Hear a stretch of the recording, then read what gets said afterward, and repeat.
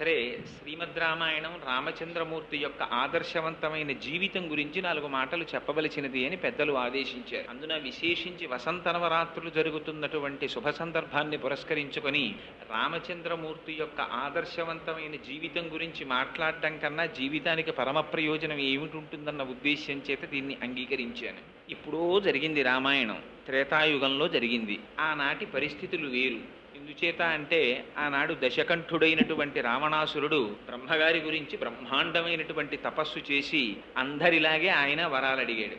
అందరికీ ఏం కోరికుంటుందో అంత తపస్సు చేసి 10 తలకాయలున్న రావణాసురుడికి అదే కోరికుంది. ఏమిటంటే ఈ శరీరంతో ఉండిపోవాలి. ఎవడుకుండదు ఈ కోరిక? అలా కుదరదయా అన్నాడు ఆయన. అంటే పోనీ అయితే కొంతమంది చేతిలో చచ్చిపోకుండా వరం ఇమ్మన్నాడు. సరే, ఎంతమంది చేతిలో చచ్చిపోకుండా కోరుకుంటున్నావో చెప్పమన్నాడు లిస్టు. ఇది ప్రతి పురాణంలోనూ జరిగే విషయమే. అంటే ఆయన పెద్ద లిస్టు ఒకటి చదివాడు. దేవతలు, దానవులు, యక్షులు, గంధర్వులు, కిన్నెరులు, కింపురుషులు వీళ్ళెవ్వరి చేతిలోనూ మరణించకూడదన్నాడు. కానీ ఆయన మనుష్యులను వదిలేశాడు. ఎందుకంటే ఒక తృణీకార భావం, ఇంతమంది చెయ్యలేని పని ఒక మనిషి ఏం చేస్తాడని. అందుకని నన్ను అసలు మనిషిని కోరుకోవడం ఎందుకు అనుకున్నాడు, వదిలేశాడు. ఆనాటి చులకన భావం అది. అసలు మనిషి అంటే లెక్కలోనికి రానిటువంటి రోజులు. అదిగో అట్లాంటి రోజులలో వచ్చినటువంటి అవతారం రామావతారం. దాని ప్రయోజనం రావణాసురుణ్ణి సంహరించేశాడు.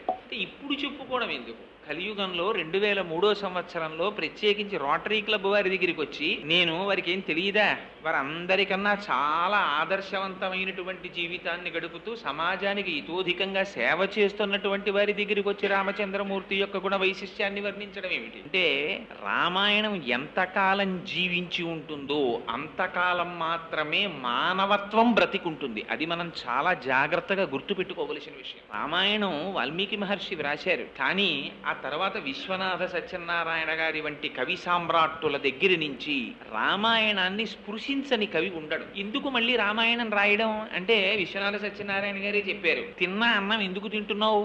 నిన్న తినలా అన్నం, పొద్దున్న తినలా అన్నం, మళ్ళీ సాయంకాలం అన్నం ఎందుకు అంటే, అన్నం లేకపోతే బ్రతకవు కనుక. బాహ్యంలో శరీరం బ్రతకడం కాదు కావలసినది, లోపల మానవత్వం బ్రతకాలంటే రామాయణం జ్ఞాపకం ఉండాలి, రామాయణం వినాలి, రామాయణం చదవాలి, రాముణ్ణి 1కి 10 మార్లు ఆదర్శంగా గుర్తుపెట్టుకోవాలి. రాముడి యొక్క శీలము, రాముని యొక్క ఆ వ్యక్తిత్వము ఎంత కాలము మానవ జాతి స్మరించుకుంటుందో అంతకాలం మానవత్వం బ్రతికుంటుంది. మానవత్వం బ్రతికి లేనినాడు వాడు ఉపాధి చేత మానవుడేమో కానీ వాడికి రాక్షసుడికి తేడా ఉండదు. దానివల్ల సమాజమునకు అంతటికీ కూడా అభద్రతాభావం ఏర్పడుతుంది, ప్రమాదమునకు లోనవుతుంది. అందుచేత రాముని యొక్క దివ్య గుణములను కీర్తించని వారు ఉండరు. అసలు ఆ అవతారమే చాలా విశిష్టమైనటువంటి అవతారం. మిగిలిన అవతారాల్లో ఎప్పుడెప్పుడైనా ప్రపంచానికి మనుగడకి ప్రమాదం ఏర్పడితే సాధారణంగా మీరు ఏ పురాణం జరగండి ఒకటే జరుగుతూ ఉంటుంది. అందరూ బాధపడే వాళ్ళందరూ భూలోకంలో ఉంటారు. వాళ్ళందరి దగ్గరికి భూదేవి వస్తుంది. వచ్చి నన్ను చాలా ఇబ్బంది పెడుతున్నారయా రాక్షసుల పరిపాలనలో అంటుంది. సరే, ఏం చేద్దామని వీళ్ళందరూ కలిసి బ్రహ్మగారి దగ్గరికి ఎడతారు. మొట్టమొదట ఆయన కన్సల్టెంట్ ఫిజిషియన్ లాంటి వాడు. ఆయన దగ్గరికి ఎడితే మొదట వ్యాధి ఏమిటో ఆయన నిర్ణయిస్తాడు, ఆ తరువాత స్పెషలిస్ట్కి రిఫర్ చేస్తారు. బ్రహ్మగారు ఎప్పుడు కూడా ఇది ఉపాయం అని ఆయన చెప్పరు. మీరు కావాలంటే ఏ పురాణం చూడండి, అందులో ఉన్న అంతర్లీనమైన విషయం ఒకటే ఉంటుంది. ఈ బ్రహ్మగారు శివుడు కలిసి అందరూ కలిసి రాక్షస సంహారానికి విష్ణువు దగ్గరికి ఎడతారు. ఆయన స్థితికారుడు, వరాలు ఇవ్వడం బ్రహ్మగారు ఇచ్చేస్తుంటారు. అందరు తపస్సు చేసే వాళ్ళందరూ బ్రహ్మగారి గురించి చేస్తారు. ఇదో విచిత్రం. అసలు చేస్తే ఆయన ఎవరిని ఏం కన్సల్ట్ చేయరు. ఆయన హంసవాహనం మీద ఎడతారు. వెడితే ఏం కావాలని అడుగుతారు. ఎప్పుడూ ఒకటే కోరిక అందరిది. మీరు ఏ రాక్షసుడి కథ చదవండి, వాడికి కనపడగానే వాడు ఏమడుగుతాడంటే, నాకు మరణం ఉండకూడదని అడుగుతాడు. అనగానే బ్రహ్మగారు అంటారు, అలా కుదరదయ్యా అంటారు. వచ్చిన జాతస్య హిద్రుహో మృత్యు ధ్రువం జన్మ మృతస్య చ, వచ్చినవాడు వెళ్ళిపోక తప్పదు, ఇంకో విషయం అడుగంటాడు. వాడు అడగడు. వాడు మోక్షం కావాలని అడగడు, భక్తి కావాలని అడగడు. పోనీ వీళ్ళ చేతిలో చచ్చిపోకుండా వరం ఇస్తావా అంటాడు. అలాగే ఇచ్చానంటాడు ఆయన. వీడు సంతోషపడిపోతాడా, ఆయన వెళ్ళిపోతాడు. ఇంతే. ఎక్కడ మీరు ఏ పురాణం జరిగినా ఇదే ఉంటుంది. ఎందుకు అలా రాయడం అంటే, దాని వెనకాతల రహస్యం అంతా ఉంది. ఈయన వెళ్ళిపోయిన తర్వాత వాడికి గర్వం వస్తుంది. వాడు చేసింది తపస్సు, ప్రత్యక్షమైంది బ్రహ్మగారు, పుచ్చుకున్నది వరాలు, వెంటనే గర్వం వచ్చి నన్ను చంపేవాళ్ళు లేడని వాడు నిర్ణయానికి వస్తాడు. వచ్చి ఇంకక్కడి నుంచి అల్లరి ప్రారంభిస్తాడు. మొదట ఎవరి మీద కన్ను పడుతుందంటే, పాపం ఇంద్రుడు ఒక ఆయన దొరుకుతాడు. అందరూ ఆ ఇంద్రుడి మీద కెడతారు. వెళ్ళి ఆ ఇంద్రుడి యొక్క రాజ్యాన్ని వశం చేసుకుంటారు. ఎందుకంటే అది ఇరాక్ లాంటిది. అక్కడ ఆయిల్ ఉందని బుష్ వెళ్ళినట్టే అది అమరావతి. మీకు కథ మారుతుంది, జీవితాలు ఎప్పుడు అలాగే ఉంటాయి. అందుకని వీడి దగ్గర అస్త్ర సంపద ఉంది కాబట్టి వాడు అమరావతి మీద కెడతాడు. వెళ్ళి ఇంద్రుడిని రాక్షసుడిని రాజ్యభ్రష్టుడిని చేస్తాడు, చేసి ఆక్రమించుకుంటాడు. అప్పుడు భూలోకంలో ఉన్న వాళ్ళకి దేవలోకంలో ఉన్న వాళ్ళు కలుస్తారు. కలిసి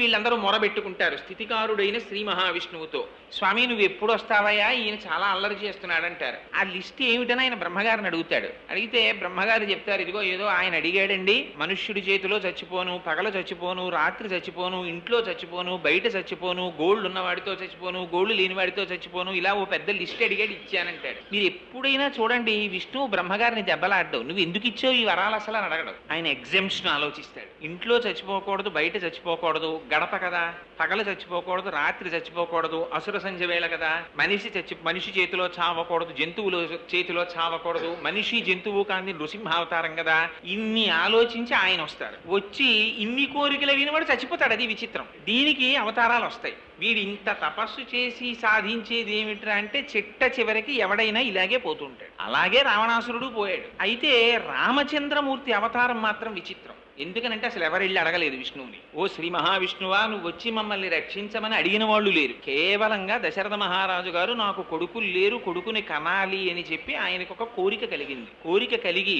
ఒక పెద్ద అశ్వమేధ యాగం అనేటటువంటి యాగాన్ని మొదలెట్టాడు. యాగాన్ని మొదలెట్టిన తరువాత ఓ పెళ్లికి వెళ్ళామనుకోండి, నలుగురు కలుస్తారు, అందరికీ కామన్ సబ్జెక్ట్ ఏదో దొరుకుతుంది, దాని మీద చర్చ చేస్తారు. అలాగే అక్కడికి వచ్చినటువంటి వాళ్ళందరూ కూర్చుని వాళ్ళందరికీ ఆనాడు పడుతున్నటువంటి బాధల గురించి మాట్లాడుకుంటున్నారు. ఏమిటా బాధ అంటే రావణాసురుడు పెట్టేటటువంటి బాధే, చాలా ఇబ్బంది పెట్టేస్తున్నాడండి. అంటే వాయు అన్నాడు నన్ను గట్టిగా వీచనివ్వట్లేదన్నాడు, సూర్యుడు అన్నాడు నన్ను గట్టిగా ప్రకాశించనివ్వడన్నాడు, నీరంది నన్ను ఇంతకన్నా ప్రవహించకూడదు అంటున్నాడంది. ఇలా ఎవరి బాధలు వాళ్ళు చెప్పుకుంటున్నారు. ఇంతలో బ్రహ్మగారు వచ్చారు పైనుంచి. బ్రహ్మగారంటే ఇంటి పెద్ద, ఆయన్ని చూడగానే అందరూ లేచి నిలబడి నమస్కారం చేశారు. నమస్కారం చేసి ఓ మాట చెప్పారు, భగవంత ప్రసాదేన రావణో నామరాక్షస సర్వాన్నో బాధతే వీర్యఛాసితం తన్న శక్నుమః.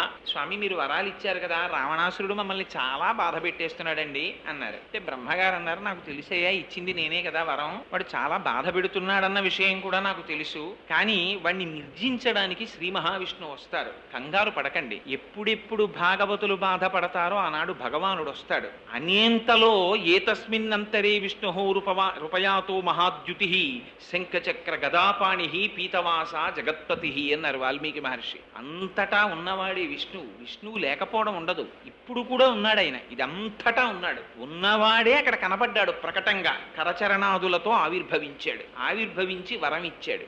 ఏమని వరం? నేను వస్తున్నానయ్యా, వచ్చి హత్వాక్రూరం దురాత్మానం దేవర్షీణాం భయావహం దశవర్ష సహస్రాణి దశవర్ష శతాని చ అన్నాడు. ఆ రాక్షసుడైనటువంటి రావణాసురుణ్ణి నిర్జిస్తాను, తర్వాత 11,000 సంవత్సరములు ఈ భూభారం వహిస్తానన్నారు. ఈమె ఎవరడిగారు? 11,000 సంవత్సరాలు పరిపాలించడం ఎందుకు అంటే, అప్పటికి మనుష్య జాతి ఎన్ని కష్టాలు పడిందంటే రావణాసురుడి పరిపాలనలో అసలు మనిషిగా బ్రతకడం మర్చిపోయారు. మళ్ళీ మనిషి యొక్క ఔన్నత్యం ఏమిటో చెప్పడానికి 11,000 సంవత్సరములు పరిపాలిస్తానన్నాడు. అందుకొచ్చింది రామరాజ్యం. అందుకని 11,000 సంవత్సరములు పరిపాలిస్తానని వరమిచ్చి దశరథ మహారాజు గారికి తాను కుమారుడనై జన్మిస్తున్నానని తనంత తానుగా ఆయన ప్రకటించుకున్నారు. తత పద్మపలాసాక్ష కృత్వాత్మానం చతుర్విధం పితరం రోచయామాస తథా దశరథం నృపం అన్నారు వాల్మీకి మహర్షి బాలకాండలో. నేనే నలుగురిగా వస్తున్నాను అన్నారు. రామ లక్ష్మణ భరత శత్రుఘ్నులు నలుగురు శ్రీ మహావిష్ణువు. నేను దశరథ మహారాజు గారిని తండ్రిగా వరించి వస్తున్నాను అన్నారు. అందుకని ఆయనకి దాశరథి అని పిలిస్తే చాలా సంతోషంట. మనకి రాముడు నేర్పినటువంటి మొట్టమొదటి పాఠం జీవితంలో గుర్తు పెట్టుకోవలసింది ఇది. మనకి ఒక లక్షణం ఉంటుంది, మనకంటే మీ వంటి పెద్దలకి కాదు, నా వంటి వాడిని దృష్టిలో పెట్టుకుని వినండి. తను వృద్ధిలోకి వచ్చాడు అనుకోండి, తన గురించి చెప్తే సంతోషం. తనని కన్నవాడు ఒక ఎలిమెంటరీ స్కూల్ హెడ్ మాస్టర్ గారు అనుకోండి, ఆ తండ్రి గారి పేరు చెప్పడానికి కొంచెం సిగ్గుపడతాడు. బురదలోంచి తామర పువ్వు పుడుతుంది, కానీ బురదలోనే ఉంటుంది. బురదలో ఉండడం గర్వకారణంగా ఫీల్ అవుతుంది తప్ప తన తండ్రి గురించి చెప్పడానికి సిగ్గుపడే వాళ్ళు ఉన్నారు దేశంలో. తన తల్లి గురించి చెప్పుకోవడానికి సిగ్గుపడే వాళ్ళు ఉన్నారు దేశంలో. తన మామగారి పేరు చెప్పడానికి సిగ్గుపడే ఆడబడుచులు ఉన్నారు ఈ దేశంలో. తన అత్తగారి గురించి చెప్పుకోవడానికి సిగ్గుపడే ఆడవాళ్ళు ఉన్నారు ఈ దేశంలో. రామాయణం చదివితే ఈ సిగ్గు పోతుంది. తను మనిషి పుట్టినందుకు తనని తాను ఎలా 10 మందిలో చెప్పుకోవాలో అర్థం అవుతుంది. తన తండ్రి గురించి ముందు చెప్పుకున్నాడు దాశరథి అని. అందుకే రామదాసు గారు దాశరథి శతకం రాస్తే పద్యాలు రాసిన వాటికి మగుట మకుటం దొరకదండి, ఇంకొక మకుటం పెట్టలా. దశరథి కరుణాపయోనిధి అని పిలిచారు. దశరథ మహారాజు గారి కుమారుడా అని పిలిస్తే ఆయన ఉలిక్కి పడి చూస్తాట. ఆ తండ్రి పేరు చెప్తే అంత ఇష్టం. ఎందుకని? రాముడికి ఇష్టమని కాదు అక్కడ అర్థం. మనిషిగా పుట్టినవాడు గుర్తు పెట్టుకోవలసిన మొట్టమొదటి లక్షణం తన తండ్రిని గౌరవించడం, తన తల్లిని గౌరవించడం. అందుకే సంధ్యావందనం మీరు చేస్తే సంధ్యావందనంలో దిగ్దేవతా నమస్కారం అని ఒకటి ఉంటుంది. అందులో మాతృభ్యో నమః పితృభ్యో నమః అని తల్లికి తండ్రికి నమస్కారం చేయిస్తారు. ఈ జాతికి ఒక లక్షణం ఉంది. తన ఇంట్లో శుభకార్యం అయితే ముందు తల్లిదండ్రులకి బట్టలు పెట్టి పీటల మీద కూర్చుంటాడు. తన కొడుక్కి పెళ్లి చేస్తున్నా తల్లిదండ్రులుంటే తన పేరేయించుకోడు, తల్లిదండ్రుల పేరు వేయిస్తాడు శుభలేఖలో. వారు శుభలేఖలో పేరుతో ఉండి మా కుమారుడైన చిరంజీవి చాగంటి కోటేశ్వరరావు యొక్క కుమారుడు మా మనుమనికి వివాహం జరుగుతోంది, మీరు రండని పిలుస్తారు. అలా పిలవడం తనకి అదృష్టహేతువుగా భావిస్తాడు. ఇది రామాయణం నేర్పింది, రాముడు నేర్పాడు. రామాయణం ఎందుకండి చదవడం? రామాయణం ఎందుకు వినడం? రామాయణం అంటే అసలు వాల్మీకి మహర్షి పెట్టుకున్న పేరు రామాయణం కాదు. ఆయన పెట్టుకున్న పేరు సీతాయాశ్చరితం మహత్ పౌలస్త్య వధ. ఇది ఆయన పెట్టుకున్న పేరు. కానీ దాన్ని రామాయణం చేశారు తరువాత. ఇవాళ ఏమండి సీతాయాశ్చరితం మహత్ చెప్తాను నేను అంటే అది ఏ పుస్తకం అండి అని అడుగుతారు చాలా మంది. కానీ రామాయణం చెప్తున్నారండి అంటే వెంటనే అర్థం అవుతుంది. ఎక్కడి నుంచి వచ్చింది ఈ పేరు? ఆయనము అంటే కదలిక అని అర్థం. కాలం రెండుగా కదులుతుంది. అదే ఉత్తరాయణము దక్షిణాయనము అని మనం పిలుస్తూ ఉంటాం. ఆయనం అంటే కదలిక. రాముడి కదలికట రామాయణం అంటే. ఏమిటి రాముడి కదలికకి అంత గొప్పతనం ఏమిటి? మనం కదలటల్లా, మన కాలు తీసి అలా వేస్తే కదలిక. కానీ రాముడు కదిలితే రామాయణం అని దాన్ని ప్రత్యేకం పిలిచారు. ఏం అలా పిలవడం ఎందుకు? రాముడి కదలికలో ఒక గొప్పతనం ఉంది. మన కదలిక లాంటి కదలిక కాదు రాముడి కదలిక. రాముడు ఒక కాలు తీసి వేస్తే సత్యం, ఇంకొక కాలు తీసి వేస్తే ధర్మం. సత్యాన్ని ధర్మాన్ని రెండు పాదములుగా పెట్టుకుని నడిచాడు ఆయన. ప్రతి మనిషి ఇలా నడవాలనేటటువంటిది రాముని యొక్క జీవితంలో ఉన్న సందేశం. అందుకే రాముడికి మిగిలిన వాటితో సంబంధం ఉండదు. రాముడికి కావలసింది జీవితంలో ఎప్పుడూ సత్యము ధర్మమే. ఇది ఎక్కడ ప్రారంభమైందో తెలుసా అండి విచిత్రం? బాలకాండలో దశరథ మహారాజు గారు కూర్చుని కొడుక్కి పెళ్లి చేయాలని ఆయనకు ఆలోచన వచ్చింది. ఆలోచన వచ్చి మంత్రులతోటి దగ్గర ఉన్నటువంటి ఋషులతోటి వశిష్ఠ మహర్షితోటి మాట్లాడుతూ ఒక మాట అన్నారు. నాకు పిల్లలు పుట్టారు, 9 కుమారులు, వాళ్ళకి యుక్త వయస్సు వచ్చింది, వివాహం చేద్దాం అనుకుంటున్నాను అన్నారు. ఇలా ఆయన అన్నారు. తస్య చింతయమానస్య మంత్రి మధ్యే మహాత్మనః అభ్యాగచ్చన్ మహాతేజ విశ్వామిత్రో మహారుషి అన్నారు వాల్మీకి. ఇలా అనుకున్నారయ్యా పెళ్లి చేద్దామని, విశ్వామిత్రుడు వచ్చాడన్నారు. వెంటనే అక్కడ ద్వారపాలకులు పరిగెత్తుకొచ్చి మహాప్రభో విశ్వామిత్రుడు వచ్చాడన్నారు. విశ్వామిత్రుడు అంటే అప్పటి వరకు కోపానికి ప్రతీక, శాపానికి ప్రతీక. భయపడి దశరథ మహారాజు గారు పరిగెత్తుకుంటూ వెళ్లారు, పాదోదకం ఇచ్చారు, తీసుకొచ్చారు, ఉచితాసనం మీద కూర్చోపెట్టారు. అసలు అడగల విశ్వామిత్రుడు ఏమీ నోరు విప్పి. ఈయనకే భయం లోపల. కోపిష్టివాడు ఎవరైనా ఇంటికి వచ్చాడు అనుకోండి ఏమంటాడో అని ముందు ఈయనే మాట్లాడేశారు. మీరు రావడమే చాలా గొప్పండి, మీరు వచ్చారు, ఎంత అదృష్టం మాకు, మీకు ఉచితాసనం బాగుందా, మీకు ఏం కావాలి, మీకు ఏం కావాలంటే అది ఇచ్చేస్తాను, మీకు ఏం కావాలో చెప్పండి, మీకు సేవ చెయ్యడమే నా జన్మకి గొప్ప అదృష్టం అన్నాడు. అన్నీ విని ఆయన అన్నాడు, అబ్బా ఎందుకంటే అన్ని విషయాలు చెప్తున్నారు. అహం వేద్మి మహాత్మానం రామం సత్యపరాక్రమం వశిష్ఠోపి మహాతేజ ఏచే మే తపసి స్థితాః అన్నాడు. ఒక సామాన్యుడు మాట్లాడడానికి ఒక ఋషి మాట్లాడడానికి ఎంత తేడా ఉంటుందో చూడండి. నాకు విషయం తెలుసయ్యా, రాముడు గొప్ప సత్యవాది, ధర్మాత్ముడు, సాక్షాత్తు పరబ్రహ్మం. ఇది నేను చెప్పడం కాదు, వశిష్ఠాదులకి కూడా తెలిసి విషయం అన్న. ఈ విషయం అంటే సంతోషించాలా దశరథ మహారాజు గారు?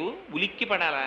ఆయన ఉలిక్కి పడ్డాడు. కొంప తీసి రాముణ్ణి పొగుడుతున్నాడు ఏమిటి, ఆయన్ని కానీ ఇమ్మంటాడా ఏమిటని. ఎందుకంటే ఆయనకి పుత్రవాత్సల్యం, కొడుకుని ఇమ్మంటాడేమోనని భయం. అందుకని ఆయన అన్నాడు, ఇవ్వను అని ముందే చెప్తే ఇప్పటిదాకా ఇస్తానన్నామంటాడేమోనని. ఊనషోడశ వర్షో మే రామో రాజీవలోచన నయుద్ధ యోగ్యత మస్య పశ్యామి సహరాక్షసై అన్నాడు. యాగం చేస్తున్నానయ్యా, దాన్ని రక్షించడానికి మీ పిల్లలిద్దరినీ పంపిస్తా ఏమిటన్నాడు ఆయన. ఇప్పటి వరకు ఏం కోరితే ఇస్తానన్నాడు దశరథ మహారాజు గారు. తీరా రామలక్ష్మణులు నిమ్మంటే ఇవ్వను అంటే విశ్వామిత్రుడు చెప్పిస్తాడేమోనని చిన్న శ్లేష మొదలెట్టాడు అందులో. ఊనషోడశ వర్షో మే రామో రాజీవలోచన. మా అబ్బాయికి ఇంకా 16 ఏళ్ళు కూడా రాలేదండి, పైగా వాడి కళ్ళు తామర పువ్వులు లాంటివి అన్నాడు. ఆయన అడిగాడా ఈయన కళ్ళు ఎలా ఉంటాయని? ఈయనే చెప్తాడు మా అబ్బాయి కళ్ళు తామర పువ్వులని. ఎందుకంటే తామర పువ్వు సూర్యాస్తమయం అయితే ముకులించుకుంటుంది, రాత్రి అయితే మా అబ్బాయికి నిద్ర వస్తుంది. పిల్లాడు చూడండి క్వార్టర్లీ వచ్చినా సరే 5వ క్లాస్ వాడు చదువుతాడు, పడుకుంటాడు వాడు. రాత్రి అయితే పడుకుంటావు, తెల్లారకట్ట లేవో, నీకు మార్కులు ఎలా వస్తాయని అమ్మ బాధపడుతూ ఉంటుంది. అలా ఈయన కూడా ఎంత అందంగా చెప్పాడంటే, రామో రాజీవలోచన, మా అబ్బాయి కళ్ళు తామర పూలండి, రాత్రి అయితే నిద్రపోతాడు, రాత్రి అయితే యుద్ధం చేస్తారు రాక్షసులు, మా అబ్బాయి మీకెందుకండి అంటే శపిస్తాడేమోనని రామో రాజీవలోచన, మా అబ్బాయి కళ్ళు తామర పూలండి, మా అబ్బాయి కళ్ళు తామర పూలండి అని మొదలెట్టాడు. నేను వస్తాను, పిల్లాడు వాడేమి యుద్ధం చేస్తాడని. ఆయన అన్నాడు, నువ్వేం రావక్కర్లేదో, మీ అబ్బాయిల్ని పంపించు చాలన్నాడు. కాదనడానికి భయం, ఇవ్వకపోతే ఉపద్రవం. పాపం ఏడుపు వచ్చినంత పని అయిపోయింది దశరథ మహారాజు గారికి. ఆ సమయంలో లేచాడు వశిష్ఠ మహర్షి. లేచి ఉన్న మాట చెప్పేశాడు. ఏమనుకుంటున్నావో, విశ్వామిత్రుడంటే సామాన్యుడు కాడు, ధనుర్వేదం అంతా తెలుసు. నా మాట విని దశరథ రాముణ్ణి పంపించు అన్నాడు. వెంటనే సపుత్రమూర్ధ్యుపాఘ్రాయ రాజా దశరథ ప్రియం దదౌ కుశికపుత్రాయ సప్రీతేన అంతరాత్మన. రామాయణం అంతా ధర్మమేనండి. బ్రహ్మస్థానమునందు ముద్దు పెట్టుకున్నట్టే. ఒక వయసు వచ్చినటువంటి పిల్లల్ని ఎక్కడ పడితే అక్కడ ముద్దు పెట్టుకోకూడదు. అందుకని బ్రహ్మస్థానమునందు ముద్దు పెట్టుకుని పంపించట. పంపిస్తే తీసుకెళ్లాడు. రాముడు నాన్నగారు నన్ను ఎందుకు పంపిస్తున్నారండి అని అడగలేదు.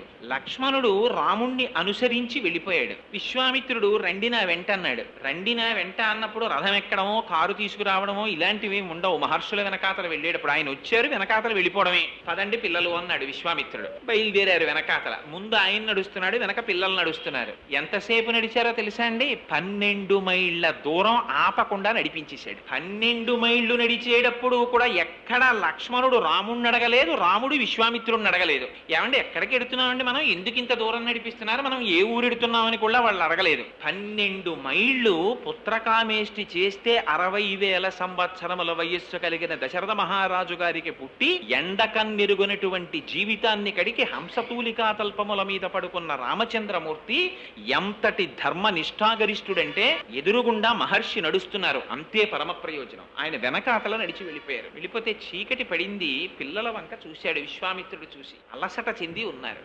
ఆపాడు. ఆపి, రామ గృహాణవత్సలిలం మా భూత్కాలస్య పర్యతః, నీకు మంత్రోపదేశం చేస్తానోయ్, ఆచమనం చెయ్యన్నాడు. ఏమిటా మంత్రాలు? మంత్రగ్రామం గృహాణత్వం బలామతిబలాంస్తథ అన్నారు వాల్మీకి మహర్షి. అవి ఏకంగా మంత్రముల యొక్క సమూహములట. ఆ మంత్రాల్ని ఉపదేశం పొందితే ఏమవుతుంది అంటే, నచ సుప్తం ప్రమత్తం వా దర్శయిర్షంతి నైరుతాహ అన్నారు. అసలు ఆకలి ఉండదు, దాహం ఉండదు, అలసట ఉండదు, రాక్షసులు నిర్జించలేరు, అటువంటి బలం పొందుతావు. అందుకని ఈ మంత్రాల్ని నీకు ఉపదేశిస్తున్నాను అన్నారు. ఆ మంత్రాల్ని ఉపదేశం పొందాడు. తాను లక్ష్మణుడికి ఉపదేశించాడు. గడ్డి తీసుకొచ్చి నేల మీద వేసి దీని మీద 2 పిల్లలు కలిసి పడుకోండి అన్నాడు విశ్వామిత్రుడు. 2 పిల్లలు రాముడు లక్ష్మణుడు కలిసి పడుకున్నారు. ఎలా పడుకున్నారంటే, ఏమిటో హంసతూలికా తల్పాలు అలవాటైపోయి బొత్తిగా తీసుకొచ్చి ఇలా గడ్డి మీద పడుకోబెట్టాడండి. మమ్మల్ని నిద్ర పట్టక అటు ఇటు దుర్లుతూ పడుకోలేదుట.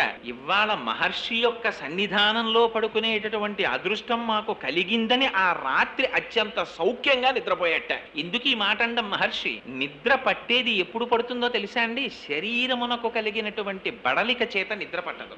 మనస్సు ప్రశాంతతని పొందితే నిద్ర పడుతుంది. మనస్సు ఒక విషయమునందు రమిస్తూ ఉండిపోయింది అనుకోండి, ఇక నిద్ర పట్టదు. ఆ విషయంలో ఉండిపోతుంది మనస్సు. మనస్సు నిద్రపోవడమే నిద్రపోవడం అంతే. మనస్సు ఆత్మలోకి వెళ్ళిపోయింది అనుకోండి, వాడు నిద్రపోయాడంటారు. మనస్సు ఇంకా తెలివిలో ఉందనుకోండి, నిద్ర పట్టలేదంటారు. ఒక్కొక్కడు హంసతూలికా తల్పం మీద పడుకున్నట్టే పడుకుంటాడు. ఇంట్లో ఏసీ ఉంటుంది, దోమలు రాకుండా చక్కగా 5 జెట్ ల్యాంపులు వెలుగుతుంటాయి, చల్లగా ఉంటుంది, 4 ఫోమ్ బెడ్లు వేసుకుంటాడు, డిస్టర్బెన్స్ ఉండదు, హాయిగా పడుకుంటాడు. రాత్రల్లా నిద్ర పట్టలేదంటాడు. ఎందుకు పట్టదు నిద్ర? ఎందుకు పట్టదంటే, మళ్ళీ భారతంలో మహానుభావుడు ధృతరాష్ట్రుడికి చెప్పేశాడు సంజయుడు, నిద్ర పట్టని వాళ్ళ లక్షణాలు ఏమిటో నేను చెప్తాను, నువ్వు వినని. అందుకని కొన్ని విషయాలు ఉన్న వాళ్ళకి నిద్రలు పట్టవు. అందుకని అంత నిద్ర పట్టకపోవడం ఏమిటి అంటే, వాడి మనస్సు నిద్రపోవడానికి ఉద్యుక్తమై లేదనమాట. కానీ గురువు వెంట వెళ్ళినటువంటి రామలక్ష్మణులకి గురువు పట్ల ఎలా ప్రవర్తించాలో మొట్టమొదట చూపించాడు రామచంద్రమూర్తి. గడ్డి వేసి పడుకోపెడితే గడ్డి మీద నిద్రపోయాడు. అంటే గురువు యొక్క శుశ్రూషలో మైమరచిపోయేటటువంటి మనస్తత్వం ఉన్నవాడు తప్ప, గడ్డి మీద నన్ను పడుకోబెట్టారు ఏమిటోనండి, ఎంత గురువు గారు అయితే మాత్రం ఏంటి ఇలా పడుకోబెట్టారు మమ్మల్ని, రాజకుమారులం మేము ఇలా పడుకుంటామా అని అడిగినవాడు కాడు. ఇది రాముడి లక్షణం. గురువుల వెంట వెళ్ళినప్పుడు ఎలా ప్రవర్తించాలో చూపించినటువంటి వాడు రామచంద్రమూర్తి. ఆయన జీవితం అంతా సత్యధర్మాలే. పడుకున్నారు. కౌసల్యా సుప్రజారామ పూర్వా సంధ్యా ప్రవర్తతే ఉత్తిష్ట నరశార్దూలా కర్తవ్యం దైవమాన్నికమ్మ. నిద్ర లేపడంలో అందం చూడండి. ఉత్తిష్ట కౌసల్య సుప్రజారామ లేవబోయ్ నిద్ర అని లేపారు. కానీ లేపినది ఎందుకు లేపారు? పిల్లవాణ్ణి నిద్ర లేపడంలో ఎలా నిద్ర లేపాలో విశ్వామిత్రుడు చూపించాడు, ఎందుకు నిద్ర లేవాలో రాముడు చూపించాడు. నిద్ర లేవడం న్యూస్ పేపర్ చదవడానికి కాదు, నిద్ర లేవడం కాఫీ తాగడానికి కాదు, నిద్ర లేవడం ఇవాళ ఎటువంటి చండాలం పనులు చేయాలో ఆలోచించుకోవడానికి కాదు. ఇలా లేచిన వాడు ఉన్నాడు, రావణాసురుడు నిద్రలేస్తుంటాడు. దీన్ని చూపిస్తారు మహర్షి. వాడు నిద్రలేస్తూనే హా సీత అంటూ మొహం కూడా కడుక్కోకుండా అశోకవనానికి వెళ్ళాడు. ఈయన నిద్రలేస్తూ విశ్వామిత్రుడు చూపిస్తాడండి, కౌసల్య సుప్రజారామ పూర్వా సంధ్యా ప్రవర్తతే ఉత్తిష్ట నరశార్దూల కర్తవ్యం దైవమాహ్నికం. ఆహ్నికాన్ని ఆచరించాలి రామా, తూర్పు తెల్లవారిపోతోంది, సంధ్యావందనాధికాలు చెయ్యాలి, నిద్రలెమ్మన్నారు. యజ్ఞోపవీతం ఒంటి మీద ఉన్నవాడు నిద్ర లేవడం తూర్పు తెల్లవారక ముందు ఎందుకు నిద్ర లేవాలో చూపించారు మహర్షి. సంధ్యావందనం చేయడానికి లేచాడు రాముడు. లేచి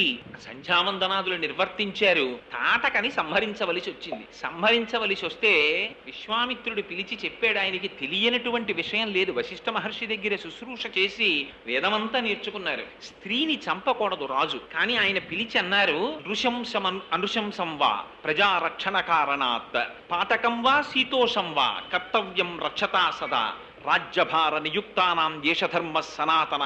ఇంతే చెప్పాడు విశ్వామిత్రుడు. ఈ పని చెయ్యడం వల్ల నృశంసం అనుశంసం వా, దానివల్ల పేరు రావచ్చు, అది చాలా అసహ్యకరమైన పని అయ్యి ఉండొచ్చు. కానీ రాజ్యభార నియుక్తానాం దేశధర్మ సనాతన, రాజ్యభారాన్ని వహించినటువంటి రాజు ఈ చేసేటటువంటి పని కృత్యమా అకృత్యమా అని ఆలోచించకుండా ప్రజల్ని రక్షించడం కోసం గోబ్రాహ్మణ హితార్థాయ దేశస్యాయ సుఖాయ చ సంహరించవలసినది. అందుకని స్త్రీ అని చూడకు రామా, సంహరించు అన్నాడు. అంటే రాముడు ఏమన్నాడో తెలుసా అండి? ఒక్కటే మాట చెప్పాడు, పితుర్వచన నిర్దేశాత్ పితుర్వచన కారణాత్ వచనం కౌశికస్యేతి కర్తవ్యమనిశంకయ.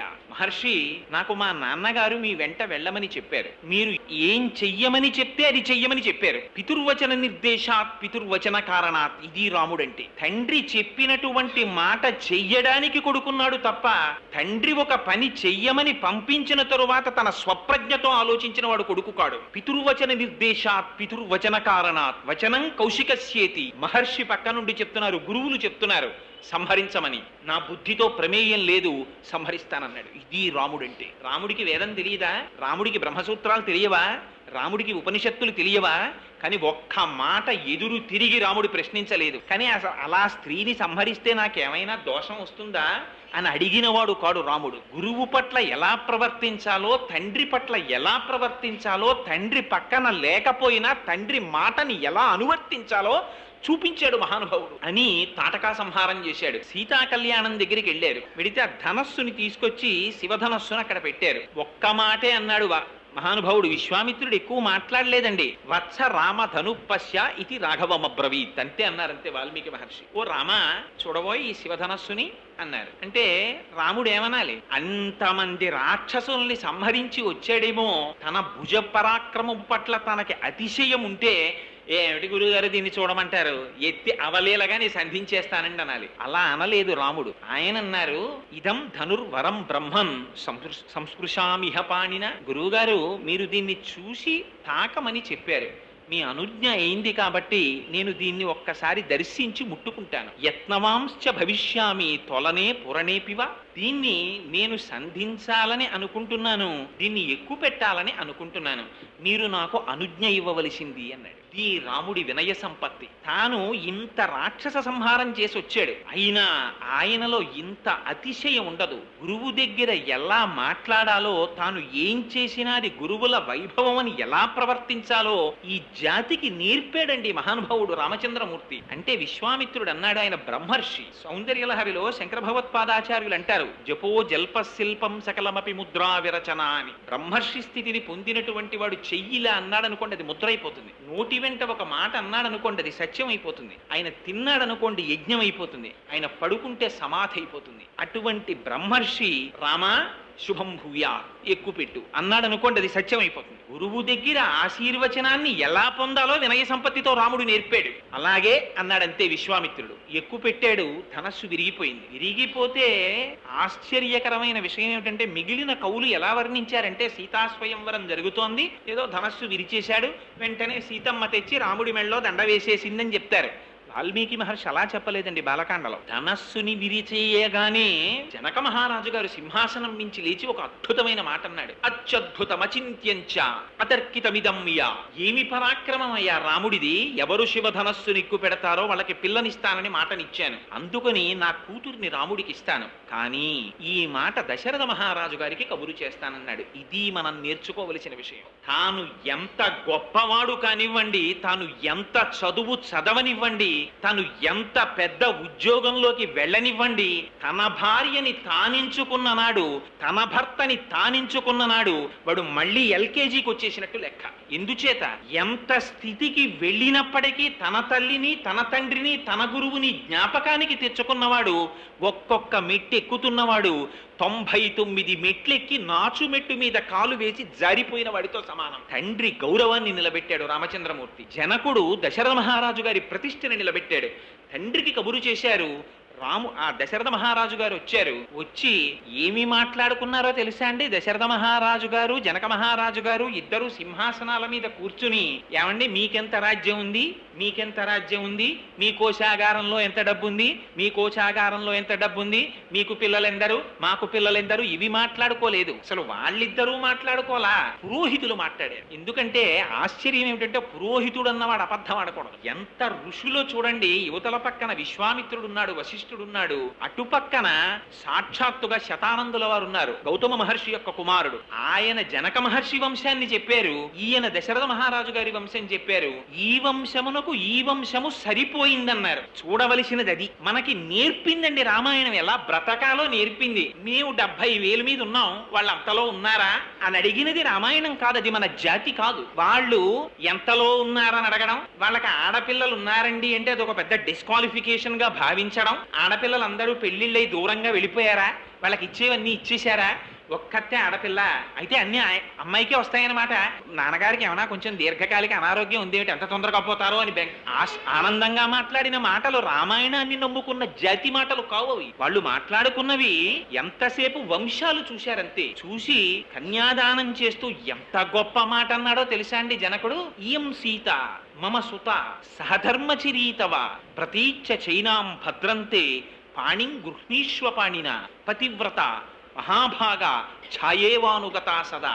రామ, ఈ పిల్లని నీకు ఎందుకు ఇస్తున్నానో తెలుసా? అమ్మయ్య, మా అమ్మాయిని నువ్వు చేసుకుంటున్నావని తాబేదారుగా నిలబడి మాట్లాడలేదు జనక మహర్షి, తలెత్తుకుని మాట్లాడాడు. ఇయం సీత, ఈవిడ సీత. ఒక చోట అయితే అన్నారు, అసలు సీతమ్మ తల్లి సభలోకి వచ్చేటప్పటికి రాముడికి కనపడలేదు ఏమీని. ఎందుకు కనపడలేదంటే ఆవిడ సాక్షాత్తుగా భూమిలోంచి వచ్చిన అయోనిజ. శ్రీరంగం హర్మ్య తవమంగళ దీపరేఖాం అంటారు పరాశర భట్టర్లు శ్రీగుణరత్న కోశంలో. దీపాలకి దీపం ఆ తల్లి. ఆవిడ కాంతిలో రాముడికి అసలు సీత ఎక్కడుందో కనపడలేదుట. జనక మహారాజు గారు చెప్పవలసి వచ్చింది, ఇదిగో సీతని. ఇయం సీత మమసుత. ఆ తల్లి నాకు కూతురై జన్మించి జానకి అని పేరు పెట్టుకుని జనకుణ్ణి నన్ను ఉద్ధరించిందయా అని ఆవిడ చెయ్యపట్టి ప్రతీచ్ఛ చైనాం భద్రంతే పాణిం గృహ్ణీష్వ పాణిన. ఈవిడ పాణిని నీ పాణితో స్వీకరించు. దీని కొరకో తెలుసా? కామపత్నిగా కాదు, ధర్మమునందు నీతో కలిసి అనువర్తిస్తుంది ఈమె పతివ్రత. ఈనాటి నుంచి ఈమె చేసేటటువంటి పూజలు తన కొరకు చేసేటటువంటి పూజలు కావు. మీరొక్క విషయం జ్ఞాపకం పెట్టుకోండి, నేను ఇంత పరుషంగా మాట్లాడానని మీరు అనుకోవద్దు. మీరు ఇవాళ దేవాలయానికి వెళ్ళండి, ఎంత ఆశ్చర్యకరంగా ఉండండి. వాడు అభిషేకం చేసుకోవడానికో ఓ రూపాయి పావలా ఇచ్చి పూజ చేసుకోవడానికో వస్తాడు. వీడి అసాధ్యం కుల అక్కడికి వచ్చి చెప్తాడు వీడి గోత్రం, ఆత్రేయ గోత్రస్య కోటేశ్వరరావు శర్మనామధేయస్య. పోని పాపం ఆయన ఏదో ఆ వరుణి గుచ్చుకుని లోపలికి వెడదాం అనుకుంటాడు. మా ఆవిడ పేరండి సుబ్రహ్మణ్యేశ్వరి, అది చెప్తాడు. మా అబ్బాయి పేరండి, ఇది చెప్తాడు. మా అమ్మాయి పేరండి, అది చెప్తాడు. మా మేనల్లుడి పేరండి, అవి చెప్తాడు. 14 మంది పేర్లు చెప్పి రూపాయి పావలా దక్షిణ ఇచ్చి అక్కడ కూర్చుంటాడు. అది అనకూడదని కాదు, దానికి ఒక పద్ధతి ఉంది. యజమాని పేరు చెప్తే చాలు. ఆత్రేశ గోత్రస్య కోటేశ్వరరావు శర్మ నామధేయస్య ధర్మపత్ని సమేతస్య సకుటుంబస్య సపరివారస్య అని చెబితే అందులోకి అందరూ వెళ్ళిపోతారు. ఇంకా మళ్ళీ యజమాని పేరు చెప్పి భార్య పేరు చెప్పి, లేకపోతే భర్త కన్నా తాను గొప్పదాన్నని భార్య పేరు మీద పూజ చేయించుకుని, అల్లుడు బతికుండగా మనవడి పేరు మీద పూజ చేయించి, ఇవి మన జాతి లక్షణాలు కావు. ఎవరు ఎంతవరకో అంతవరకే నేర్పింది భారతీయ సాంప్రదాయం. దీన్ని చూపించాడు దశరథ మహారాజు గారు, దీన్ని చూపించాడు జనక మహారాజు గారు. ఈవిడ పతివ్రత, మహాభాగా. ఇప్పటి వరకు పూజలు ఎందుకు చేసిందో తెలుసా? కన్నెపిల్లగా ఉన్నప్పుడు తగిన వరుడు రావాలని చేసింది. ఇప్పుడు ఎందుకు పూజలు చేస్తుందో తెలుసా? ఆవిడ పతివ్రత, నీ ఉన్నతి కోసం పూజ చేస్తుంది. ఆవిడ అడుగు తీసి అడుగు వేస్తే దేనికేస్తుందో తెలుసా? నీ యశస్సుని నిలబెట్టడానికి ప్రవర్తిస్తుంది, నీ కీర్తిని ఇనుమడింప చేస్తుంది. అటువంటి తల్లిని నీకు ధర్మక్షేత్రంగా ఇస్తున్నాను రామా, ఎంత పదిలంగా కాపాడుకుంటావో. భారతీయ ధర్మం రామాయణం నేర్పిందండి భార్యను ఎలా చూసుకోవాలో. భార్యని చిట్ట చివర వాల్మీకి మహర్షి అంటారు, పతివ్రత మహాభాగా ఛాయేవానుగతా సదా. నీడ మనిషిని ఎలా అనువర్తిస్తుందో అలా అనువర్తిస్తుందయా సీతమ్మ నీతో అని ఇచ్చారు. పాణిగ్రహణం చేశాడు. సీతమ్మ తల్లితో రామచంద్రమూర్తి అంత సంతోషంగా ఎందుకుండేవారోట తెలుసా అండి? దానికి కారణం చెప్పారు. దారాహ పితృకృతాయితి అన్నారు వాల్మీకి మహర్షి. ఎప్పుడు అనుకునేవారట రాముడు, నాకు చిన్నతనంలో నేను ఏం తినాలో మా నాన్నగారు నిర్ణయించారు, నేను ఏం చదువుకోవాలో మా నాన్నగారు నిర్ణయించారు, నాకు ఎవరు గురువుగా ఉండాలో మా నాన్నగారు నిర్ణయించారు, నేను ఏమి పొందాలో మా నాన్నగారు నిర్ణయించారు. అటువంటి వారు నా జీవితం పండించుకోవడానికి ఎటువంటి వ్యక్తి నాకు సహధర్మచారిణిగా రావాలో వారికి తెలియదా? అటువంటి తండ్రి చేత నిర్ణయింపబడిన కాంత ఈమె అని దారాహ పితృకృతాయితి. మా తండ్రి అయిన దశరథ మహారాజు గారి చేత నిర్ణయింపబడిన యోగ్యురాలైన భార్య అని గౌరవించారట సీతమ్మ తల్లిని. భార్యని గౌరవించడానికి హేతువు ఏదో రామాయణం నేర్పింది. తన తండ్రి చేత నిర్ణయింపబడినటువంటి వివాహం. ఇవాళ మన జాతి ఎంత దౌర్భాగ్యానికి వెళ్ళిపోయిందంటే, వీడే పెళ్లి కార్డు వేసుకుంటాడు, తల్లి తండ్రి లేని అనాథ వేసుకున్నట్టు. ఐ ఇన్వైట్ ఏమిటి అంటే వీరికి ఎవరు లేరా? అది కూడా సైడ్ హెడ్డింగ్లే. పోనీ ఆ పిలవడంలో కూడా ఏతత్ శుభముహూర్తమునకు పెద్దలు నిశ్చయించినారు కాన తామెల్లరూ విచ్చేసి మదర్పిత చందన తాంబూలాది సత్కారములను స్వీకరించి మమ్మ ఆనందింపచేయ ప్రార్థన, గౌరవంగా పిలవడం. అది లేదు ఇప్పుడు.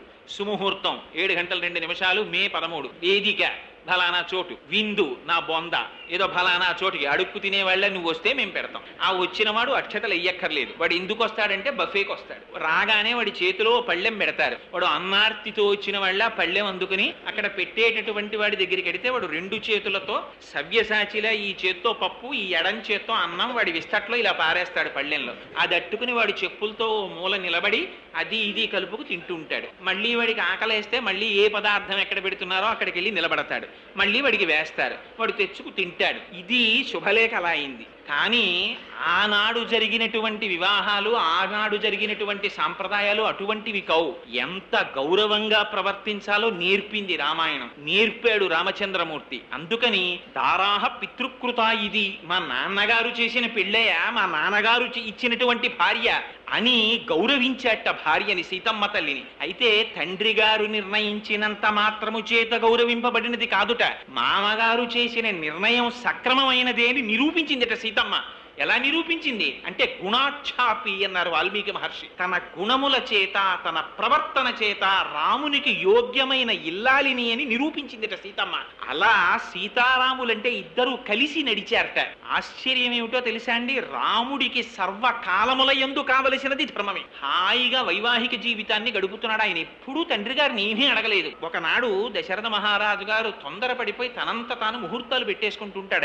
ఆయనకు అదో అలవాటు దశరథుడికి. ఒకనాడు సభ తీర్చాడు. సభికులందరూ కూర్చున్నారు. కూర్చున్న తర్వాత వాళ్ళందరినీ పిలిచాడు. పిలిచి చైత్ర శ్రీమాన్ అయం మాస పుణ్య పుష్పితకానన యవ్వరాజ్యాయ రామస్య సర్వం మే ఉపకల్ప్యతాం.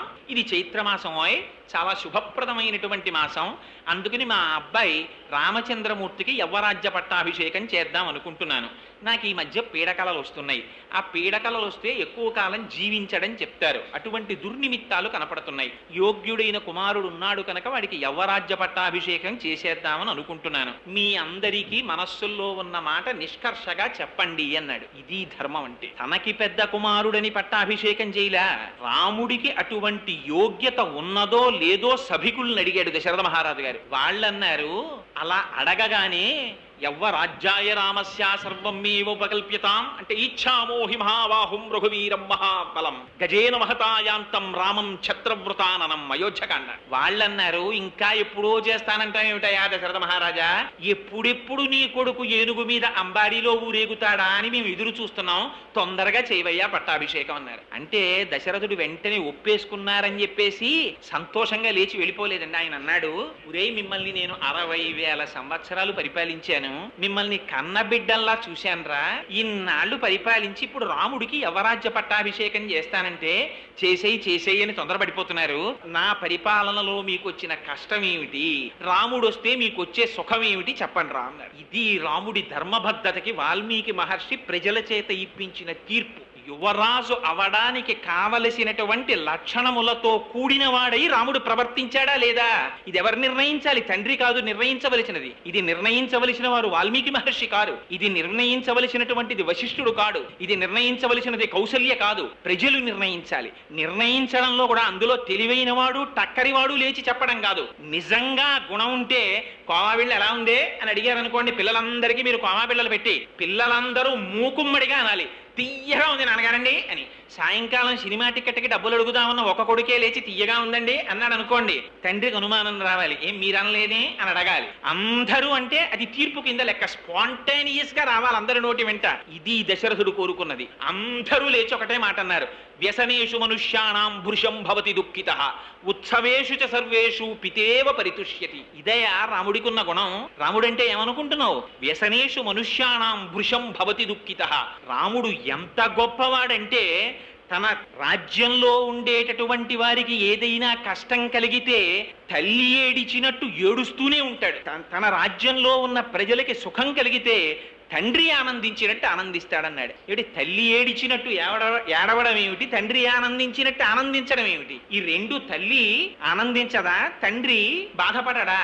మరి ఇలా ఎందుకు మాట్లాడినట్టు? దీనికి మహానుభావులు అప్పలాచార్య స్వామి వారు అద్భుతమైన వ్యాఖ్య రాశారు ఈ శ్లోకానికి. ఆయన అన్నారు, తల్లి ఏడవడం అంటే ఎప్పుడూ ఏడుస్తూనే ఉంటుంది పిల్లాడికి వచ్చిన కష్టానికి. దానికి ఎంత గొప్ప ఉదాహరణ రాశారంటే, ఒకనాడు ఒక తల్లి ఒక చంటి పిల్లవాడిని ఒళ్ళో పెట్టుకుని పక్క ఇంటి ఆవిడ వచ్చి మాట్లాడుతుండగా కబుర్లలో ఉండిపోగా ఈ పిల్లవాడు పాకుతూ వెళ్లి పక్కనే ఉన్నటువంటి బావిలో పడిపోయాడు. ఈ తల్లి పక్కనున్న ఆవిడతో మాట్లాడుతూ పిల్లవాడు పడిపోయాడనేటటువంటి విషయాన్ని తర్వాత గమనించినదై పెద్ద పెట్టిన కేకలు వేస్తే ఇరుగు పొరుగు వారు వచ్చి ఆ పిల్లవాడిని పైకి తీశారు. వాడు రక్షింపబడ్డాడు. ఒక 25 సంవత్సరముల తర్వాత ఏ తల్లితో కబుర్లాడుతుండగా ఈ పిల్లవాడు నూతులో పడిపోయాడో ఆ తల్లి మళ్ళీ ఒకనాడు ఇంకొక ఊర్లో వీళ్ళకి తటస్థించింది. ఓహో నువ్వా అంటే నువ్వా అనుకుని ఇద్దరు మళ్ళీ ఈవిడింటికి వచ్చారు, కూర్చున్నారు, అరుగు మీద మాట్లాడుకుంటున్నారు. 25 సంవత్సరముల క్రితం పిల్లవాడిగా ఉండగా నూతులో పడిపోయిన వాడు ఇప్పుడు అంత వాడై పెద్ద సూటు బూటు హ్యాటు వేసుకుని కారులోంచి తిరిగి ఇంట్లోకి వెళ్ళిపోతున్నాడు. ఈ కూర్చున్న అమ్మలక్కంది,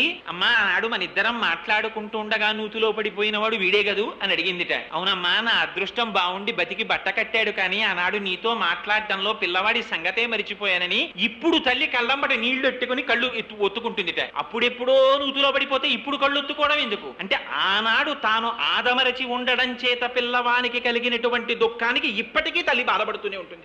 ఇది భృశం భవతి దుఃఖితః, తల్లికుండే లక్షణం. పితేవ పరితుష్యతి, తండ్రి తాను సుఖపడాలని కోట, తన కొడుకు సుఖపడితే చాలట, తాను సుఖపడినట్టు ఫీల్ అవుతాడు. వాడు వాలంటరీ రిటైర్మెంట్ పట్టేస్తాడు, ఉన్న ఫ్లాట్ అమ్మేస్తాడు, కొడుక్కి వీసా తీసుకొస్తాడు, అమెరికా పంపించేస్తాడు. అమెరికా వెళ్ళిపోయినటువంటి కొడుకు 2 సంవత్సరాలైనా వెనక్కి రాకుండా, నాన్నగారు చాలా మంచి ఉద్యోగం వచ్చింది, ప్రమోషన్ మీద ప్రమోషన్, ఇప్పుడు 10 రోజులు సెలవు పెట్టానంటే చీఫ్ ఎగ్జిక్యూటివ్ పోస్ట్ పోతుంది, నేను రావట్లేదు, నాకో కారు మా ఆవిడకో కారు 2 కార్లు కొనుక్కొని బ్రహ్మాండమైన ఫ్లాట్ కొనుక్కున్నానండి, ఏసీ కారులో ఎండలో వెడుతూ మీకు ఉత్తరం రాశాను, వెనక సీట్లో కూర్చుని మీరు సంతోషించవలసింది అని కార్డు రాస్తే రోహిణీ కార్తిలో ఈ ఉత్తరం వాడి ఇంటికి వస్తే పెంకుటింట్లో ఉన్న తండ్రి ఈ కార్డు అట్టుకుని నెత్తి మీద ఆచ్ఛాదనం వేసుకుని ఎదురింట్లో పడుకున్న వాళ్ళని నిద్రలేపి కార్డు చూపించి సంతోషపడిపోతాడు. ఈయన ఎక్కాడా ఏమైనా కారు, ఈయనకెందుకు సంతోషం, ఈయన ఎక్కక్కర్లా, తన కొడుకు ఎక్కితే చాలు ఈయన సంతోషపడిపోతాడు. పితేవ పరితుష్యతి, ఇది తండ్రికొక్కడిగా ఉంటుంది ఈ లక్షణం. ఈ 2 రాముడిలో ఉన్నాయ్యా.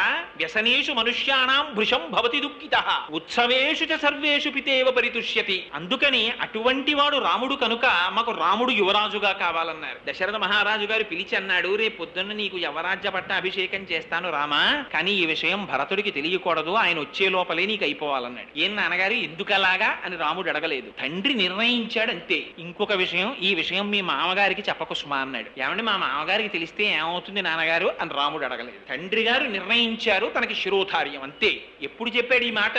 పితుర్వచన నిర్దేశాత్ పితుర్వచన కారణాత్. తండ్రి ఏం చెప్తే అది చేయడానికి కొడుకు అంతే రాముడి దృష్టిలో. ఆయన అడగలేదు. రాత్రి ఉపవాసం చేసి రేపు పొద్దున్న రా అన్నాడు. రాత్రి వెళ్ళాడు, భార్యతో కలిసి ఉపవాసం చేసి పూజా మందిరంలో పడుకున్నాడు. మరునాడు ఉదయం లేచాడు. రామాయణం ఎంత ధర్మం అంటే, శుభకార్యం మీద భర్త వెడుతుంటే భార్య భర్తతో పాటు గడప దాటి బయటికి వచ్చి సాగనంపకూడదు, ఆ కార్యం నెరవేరదు శుభకార్యం. అందుకని సీతమ్మ తల్లి గడప దాటి బయటికి రాకుండా గడప లోపల ఉండి రాముణ్ణి సాగనంపింది. సాగనంపితే రామచంద్రమూర్తి వచ్చారు. మొదలు నరికేసిన చెట్టులా పడిపోయి ఉన్నాడు హంసతులికా తల్పం మీద దశరథ మహారాజు గారు. కైకేయి ఒక్కతే కూర్చుని ఉంది. అమ్మా నాన్నగారు యవ్వరాజ్య పట్టాభిషేకం చేస్తానన్నారు, తండ్రి గారికి నమస్కారం చెయ్యాలనుకుంటున్నారు, ఏరమ్మా అని అడిగింది. అడిగితే ఆవిడంది, లేదోయ్ రాత్రి 2 వరాలు అడిగాను మీ నాన్నగారిని, ఆ వరాలు విన్నప్పటి నుంచి ఇలా పడిపోయాడు మీ నాయన, ఏమడిగావమ్మా అన్నాడు రాముడు. నవపంచ వర్షాణి దండకారణ్యమాశ్రిత చీరాజన జటాధారి రామో భవతు తాపసః అభిషేక సమారంభో రాఘవస్యోపకల్ప్యతాం అనేనైవాభిషేకేన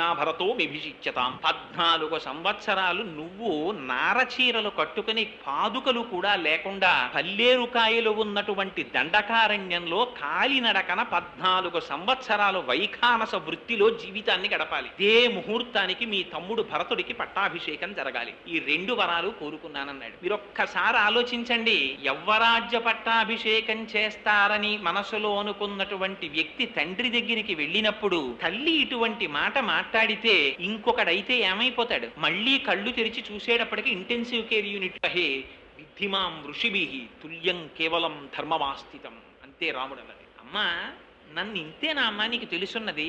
మా అమ్మ కౌసల్య నన్ను ఎలా పెంచిందో నువ్వు అలా పెంచావు కదమ్మా, నాకేం కావాలి? నేను ఋషి లాంటివాణ్ణి, నాకు నాన్నగారి మాట నెరవేర్చడం ఒకటే కావాలి. నాన్నగారు రాజ్యం పట్టం కట్టుకోమంటే నిన్నటి రోజున ఎందుకని నేను అడగలేదు. ఇవాళ నాన్నగారు అరణ్యవాసం చేయమంటే అలాగే వెళ్ళిపోతాను, చాలా సంతోషంగా వెళ్ళిపోతాను. ఒక్కసారి మా అమ్మకి నమస్కారం చేసి వెళ్ళిపోతాను. కానీ అమ్మా నేను ఒక్క విషయం అడుగుతున్నాను, ఏమనుకోకు.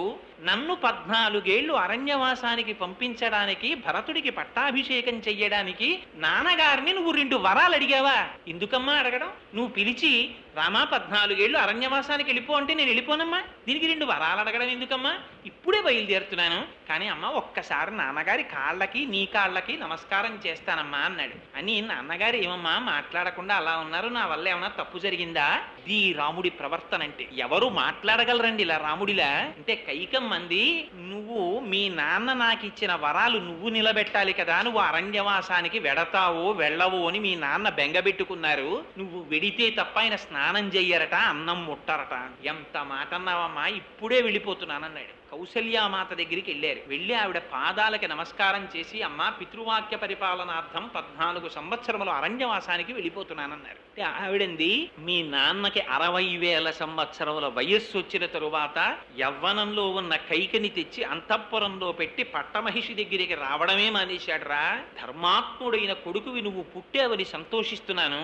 నువ్వు అరణ్యవాసానికి వెళ్ళిపోయిన తరువాత ఇక్కడ మీ నాన్న వల్ల సుఖం లేదు. కొడుక అరణ్యవాసానికి వెళ్ళిపోయాడు, నన్ను చూసేవాడెవరుంటాడు? భరతుడు యువరాజు అయితే, అందుకని నీతో అరణ్యవాసానికి వచ్చేస్తాను, తీసుకెళ్ళమంది. రాముడి ధర్మం చూడండి. రాముడు అన్నాడు, ఎంత మాట అన్నావమ్మా, భర్తుక్కిల పరిత్యాగో నృశంసః కేవలం స్త్రియా సభవత్య నకర్తవ్యం మనసాపి విగర్హితం. ఏ స్త్రీ భర్తని విడిచిపెట్టేస్తానన్న మాట నోటితో అన్నదో ఆ స్త్రీ ముఖం కూడా చూడకూడదు, సమస్త పుణ్యరాశిపోతుంది. ఏ కారణం చేత కూడా భర్తని విడిచిపెడతానన్న భార్య అసలు స్త్రీయే కాదు. అటువంటి స్త్రీ ముఖం చూడకూడదు. నువ్వు ఈ మాట అనకూడదు, నేను వినకూడదు. నీకు నాకు కూడా దశరథ మహారాజు గారే సమస్త కాలముల యందు ప్రభు. నువ్వు ఆయనని సేవించు, నాతో రావడానికి వీల్లేదన్నారు. ఆశ్చర్యపోయింది కౌసల్యాదేవి. యన్మంగళం సహస్రాక్షే సర్వదేవ నమస్కృతే వృత్రనాశే సమభవత్తత్తే భవతు మంగళం అని మంగళాశాసనం చేసి పంపించింది. లక్ష్మణమూర్తికి ఎక్కడ లేనటువంటి ఆవేశం వచ్చింది. ఆవేశం వచ్చి అన్నగారి దగ్గరికి వెళ్ళి అన్నాడు, అన్నయ్య చేతకాని వాళ్ళ ధర్మం పాటిస్తున్నానన్న భ్రాంతికి లోనైపోయావన్నయ్య. పెద్ద కుమారుడికి రాజ్యాన్ని స్వీకరించేటటువంటి అధికారం ఉంది. నాన్నగారెవరన్నయ్య? యవ్వనంలో ఉన్న స్త్రీని తెచ్చి భార్యగా చేసుకుని ఆవిడికి పుట్టిన కొడుకుని తన సొంత సొమ్ము ఇచ్చినట్టు రాజ్యం ఇస్తాడా? నాన్నగారెవరు రాజ్యం ఇవ్వడానికి? నువ్వు ఒక్కసారి నీ కనుసైగ చెయ్యి, నా ధనస్సుకి సంధించినటువంటి బాణ పరంపర చేత ఈ కోసల రాజ్యాన్ని కాల్చి దశరథ మహారాజు గారిని ఖైదు చేసి నిన్ను ఇదే ముహూర్తానికి పట్టాభిషిక్తుడిని చేస్తానన్నాడు. గురోరప్యవలిప్తస్య కార్యాకార్యమజానతః ఉత్పదం ప్రతిపన్నస్య కార్యం భవతి శాసనం. వాడు పెద్దవాడవచ్చు, అన్నవచ్చు, తండ్రవచ్చు. ధర్మం తప్పిన తర్వాత వాడేం పెద్దవాడు? అనుజ్ఞయ్య అన్నయ్య, ఇప్పుడే బంధిస్తానన్నాడు. రాముడు ఏమన్నాడో తెలుసా అండి? ఎంత మాట అన్నావు లక్ష్మణ?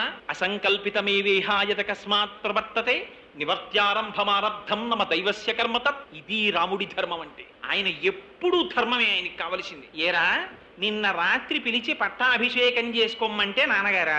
ఇవాళ పిలిచి అరణ్యవాసం చేయమంటే నాన్నగారు కాదా? రాజ్యం ఇస్తే నాన్నగారు, రాజ్యం ఇవ్వకపోతే నాన్నగారు కాదు. నేర్పాడండి జాతికి రామచంద్రమూర్తి. తండ్రి ఉండగా నాన్నగారు ఇల్లు ఎన్ని వాటాలు వేస్తారండి? మీకు వాటా ఎందుకు? నలుగురి దగ్గర 4 నెలలుంటే మీ జీవితం వెళ్ళిపోదా? 2 స్ట్రోక్స్ ఇప్పటికే వచ్చాయి, ఏం ఉండిపోతారా ఉట్టి కట్టుకుని అని అడిగేటటువంటి పిల్లలు పుట్టిన దేశంలో ఎలా బ్రతకాలో, తండ్రితో ఎలా మాట్లాడాలో, తమ్ముడికి ఎలా నచ్చ చెప్పాలో నేర్పాడు రామచంద్రమూర్తి. ధర్మానికి కట్టుబడి. అందుకే రామాయణం కల్పిత గాథ కాదు. రామాయణం ఎంతకాలం బ్రతికుంటుందో అంతకాలమే మానవత్వం బ్రతికుంటుంది. రామాయణం అక్కర్లేదన్ననాడు మానవత్వం అక్కర్లేదు, పోతుంది మానవత్వం. అది రాముడు చెప్పిన మాట. నిన్నను రాజ్యం ఇస్తానన్నవాడు తండ్రే, ఇవాళ అరణ్యవాసం చెయ్యమన్నవాడు తండ్రే. అందుకని నాకు కావలసింది పితృవాక్య పరిపాలనం తప్ప నా సుఖమా కాదా అన్నది నాకు అక్కర్లేదు, నేను అరణ్యవాసానికి వెళ్ళిపోతానన్నాడు. భార్య దగ్గరికి వెళ్ళాడు. సీతమ్మ తల్లండి. అంత రాముడు కూడా సీతమ్మకి చెప్పవలసి వస్తే కుంగిపోయాట. భార్య కదా. సీత కొంచెం బాధ వచ్చింది, 14 ఏళ్ళు అరణ్యవాసం చెయ్యాలి, బయలుదేరుతున్నానన్నాడు. అంటే సీతమ్మంది, ఏమిటి దానికి అంత బాధపడుతున్నారు ఎందుకంటే? వెడుతున్నానంటున్నారేమిటి? వెడుతున్నామనండి, నేను వస్తున్నానండి. అంటే ఆయన అన్నాడు, అదేమిటి నువ్వెక్కడి నుంచి వస్తావు, నువ్వెందుకు వస్తావు? నువ్వు రావడానికి వీల్లేదు, మా నాన్నగారు నన్ను అరణ్యవాసం చేయమన్నారు కానీ నిన్న అరణ్యవాసం చేయమని లేదన్నారు. రాముడి ధర్మం చూడండి, నిజంగా చదవాలి అయోధ్యకాండ.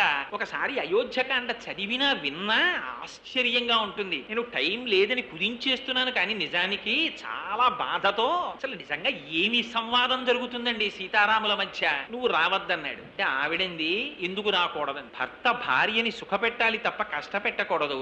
ఇక్కడుంటే సుఖపడతావు, అక్కడికి వస్తే కష్టపడతావు అంది. అంటే ఆవిడంది, ఏం కష్టం ఉంటుంది అక్కడ? పాములు పాకుతాయి, దోమలు కుడతాయి, క్రూర మృగాలు అరుస్తాయి, చెట్టు చామల కింద పడుకోవాలి అని అన్నీ చెప్తే ఆవిడంది, ముళ్ళు ఉంటాయండి అని. రాముడంటే సీతమ్మంది, మీరు 14 సంవత్సరములు పాదుకలు లేకుండా నడుస్తారు కదా, గురువులకి దర్భలు తీసుకెళ్లేటప్పుడు శిష్యులు మొదలు వరకు కోసేస్తారు కదా, ఆ ముళ్ళిలా పైకి లేచి ఉంటాయి. పాదుకలు లేకుండా మీరు కాలు పెట్టినప్పుడు అవి మీ కాళ్లలో గుచ్చుకుని రక్తం కారుతుందేమో. అగ్రతస్తే గమిష్యామి మృద్నంతి కుశకంటకాన్. అందుకని నేను ముందెడతాను, ఆ దర్భల్ని తొక్కుతాను, అవి మెత్తపడ్డాక మీరు నడుతురు గాని ఆ శుశ్రూష చెయ్యలేనప్పుడు నేను ఎందుకు? సాధారణంగా అక్కడ చాలా కష్టం ఉంటుంది. అంటే మీరు వెళ్ళిరండి అన్నది కాదు భార్య. భార్య అంటే ఎలా ఉండాలో ధర్మం నేర్పిందండి మహాతల్లి. మా పుట్టింట్లో ఇలాంటి అలవాటు లేదండి, వీళ్ళింట్లో అంతే అన్నది భార్య. పెట్టినింటి పేరే స్మరించినది పతివ్రత మహాభాగా ఛాయేవాను గతా సదా. వాడి దౌర్భాగ్యం అన్నమాట అటువంటి భార్య దొరికిందంటే. మీరు ఉత్తమ వంశ సంజాతులో కాదో నిర్ణయింపబడేది మీ ప్రవర్తన చేత. మీ అత్తగారిని, మీ మామగారిని, మీ అత్తవారి ఇంటిని, మీ భర్తని, మీ బావమరుదుల్ని, మీ మరుదుల్ని తలుచుకున్నది భార్య. అస్తమానం పుట్టింటి వైభవాన్ని మరిచిపోమని ఎక్కడా చెప్పలేదు. తండ్రిని, పుట్టింటి వైభవాన్ని గుర్తుపెట్టుకోవలసిందే. కానీ మాట్లాడినప్పుడల్లా వీళ్ళకి ఇదే అలవాటండి, మా ఇళ్లలో అలవాటు లేదు ఇది అంటారు కొందరు. అది వాడి దౌర్భాగ్యాన్ని సూచిస్తుంది. సీతమ్మ నేర్పింది, అలా మాట్లాడకండి అని నేర్పింది ఆవిడ. అగ్రదస్తే గమిష్యామి మృద్నంతి కుర్వంతి కుశకంటకాన్. ఆవిడంది, నువ్వుండగా నాకు కష్టమేమిటి రామ అసలు? నా తంత్రి వజ్జతే వీణ నా చక్రే వర్తతే రథః నాపతి సుఖమే దీతా యస్యాత్ విశతాత్మజ. ఇక్కడ దశరథుడున్నాడు, లక్ష్మణుడున్నాడు, భరతుడున్నాడు, శత్రుఘ్నుడున్నాడు, వాళ్ళందరూ రక్షిస్తారు, నువ్వు ఇక్కడుంటూ నీకు ఇక్కడ సుఖం ఉంటుందంటే ఏమిటయా? నా తంత్రి వజ్జతే వీణ, వీణ తీగ గోటి చేత కొట్టబడి దెబ్బతిని మోగుతుంది. వీణ తీగ మోగుతోందంటారా, వీణ మోగుతోందంటారా? రథచక్రం రహదారి మీద నడిచేటప్పుడు గోతుల్లో పడి దెబ్బలు తిని నడుస్తుంది. రథచక్రాలు నడుస్తున్నాయంటారా, రథం నడుస్తోందంటారా? అమ్మ నిద్ర లేచి నిద్ర మంచం మించి దిగుతుంటే అరిచేతులు అమ్మ కాళ్ళ కింద పెట్టి నడిపించేటటువంటి 1000 మంది కుమారులు ఉండవచ్చుగాక.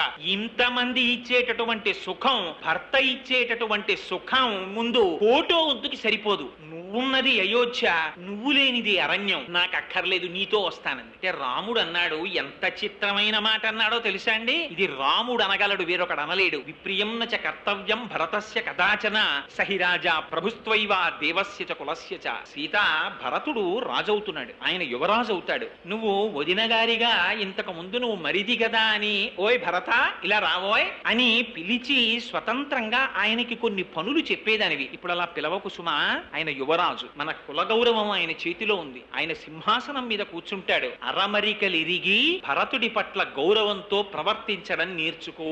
ఇది రాముడు చెప్పిన మాట. తన రాజ్యాన్ని భరతుడు కొట్టేస్తుంటే ఈ మాట భార్యకి చెప్పగలిగినటువంటి వాడు ఉంటాడండి ప్రపంచంలో? తన కుల గౌరవం మీద, తన తండ్రి మాట మీద, తన తమ్ముడి రాజ్యాధికారం మీద రాముడికున్న ప్రేమ అటువంటిది. నేను విననేగాక వినను. అహం గమిష్యామి వనం సుదుర్గమం మృగాయుతం వానరైర్యుతం అహం నివశ్యామి యథాపితుర్గృహే తవైవ పాదాయుపగృహ్య సంయుత అని అవతార ప్రయోజనాన్ని జ్ఞాపకం చేసింది అమ్మవారు. నేను అక్కడే ఉంటాను అరణ్యంలో అంటే భార్య ఎటువంటిదో గుర్తెరగకుండా భర్త తాళి కట్టిన దగ్గర నుంచి ఏ పని పడితే ఆ పని చెప్పకూడదు. ఇది రాముడు చెప్పిన తీర్పు. భగవంతుడి చేత ఇయ్యబడినటువంటి కానుక భార్య. అందుకని ఎప్పుడు పడితే ఎప్పుడు, ఎలా పడితే అలా తను ఎక్కడికో తనకిష్టమైన పనులు చెయ్యడానికి వెళ్ళిపోతూ భార్యని కూడా నీ ఇష్టంతో సంబంధం లేదు, నన్ను కట్టుకున్న తర్వాత నా ఇష్టం అని చెప్పేసి అస్తమానం ఆవిడ్ని బలవంత పెట్టకూడదు. భార్యని ఎంత జాగ్రత్తగా చూసుకోవాలో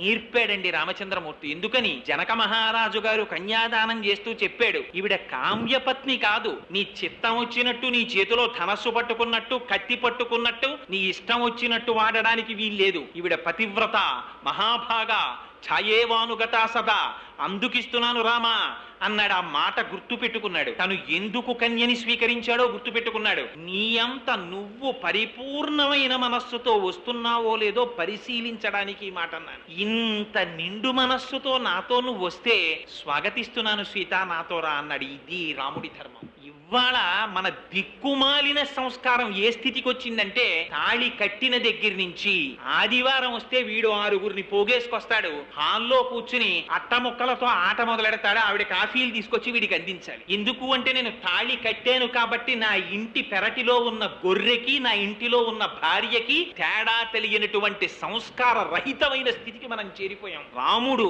తాను తాళి కట్టినటువంటి భార్యని అరణ్యవాసానికి తీసుకెళ్లడానికి ఇష్టపడిన భార్యని ఎంత పరిశీలించి తీసుకెళ్లాడో చూడండి. నిష్కారణంగా భార్యని కష్టపెట్టకూడదు, ఆవిడ కంటి వెంట నీటి బిందువు రాలకూడదు. ఇది నేర్పాడు రాముడు. ఈ ధర్మాన్ని చూపించాడు మహానుభావుడు. అరణ్యవాసానికి వెళ్ళాడు. భరతుడు గబగబా వెంట వెళ్ళాడు. అన్నయ్య, రాజ్యం నాకు అక్కర్లేదన్నయ్య అన్నాడు. నిజంగా భరతుడు లాంటి క్యారెక్టర్ ఎక్కడ ఉంటుందండి? ఏమి క్యారెక్టరైజ్ చేశారండి వాల్మీకి మహర్షి. రామాయణం అనుభవించాలంతే. నిజంగా రామాయణం రామచంద్రమూర్తి క్యారెక్టరు ఏదో అందానికి చెప్తానన్నాను గాని, నా మోహన్ నేను పట్టుకొచ్చి దాన్ని గంటన్నరలో నేనేం చెప్పను రాముడి గురించి. కానీ అసలు నిజంగా పాపం భరతుడికి తెలియనే తెలియదు రాముడు అరణ్యవాసానికి వెళ్ళిపోయాడని. వచ్చి కైకమ్మ తల్లి కాళ్ళ మీద పడ్డాడు. పడి, అమ్మ నాన్నగారు ఎక్కడా ముందు తండ్రి గారికి నమస్కారం చేద్దామని వెళ్ళాడు, కనపడలేదు. కైకమ్మ దగ్గరికి వచ్చి కైకమ్మ పాదాల మీద పడ్డాడు. పడితే ఆవిడంది, ఉత్తిష్టోత్తిష్ట కింశేషే రాజన్ పుత్ర మహాయశ అంది. ఓ రాజా లేవోయ్ అని. హడిలిపోయాడు పిడుగుపడ్డట్టు. ఇది నన్ను రాజా అంటోంది ఏమిటి? తండ్రి గారు ఉన్నారు, తండ్రి గారికి ఏదైనా అమంగళం జరిగితే పెద్దన్న గారు రాముడు ఉన్నాడు, మధ్యలో నేను రాజునేమిటని హడిలిపోయట్టు ఆయన.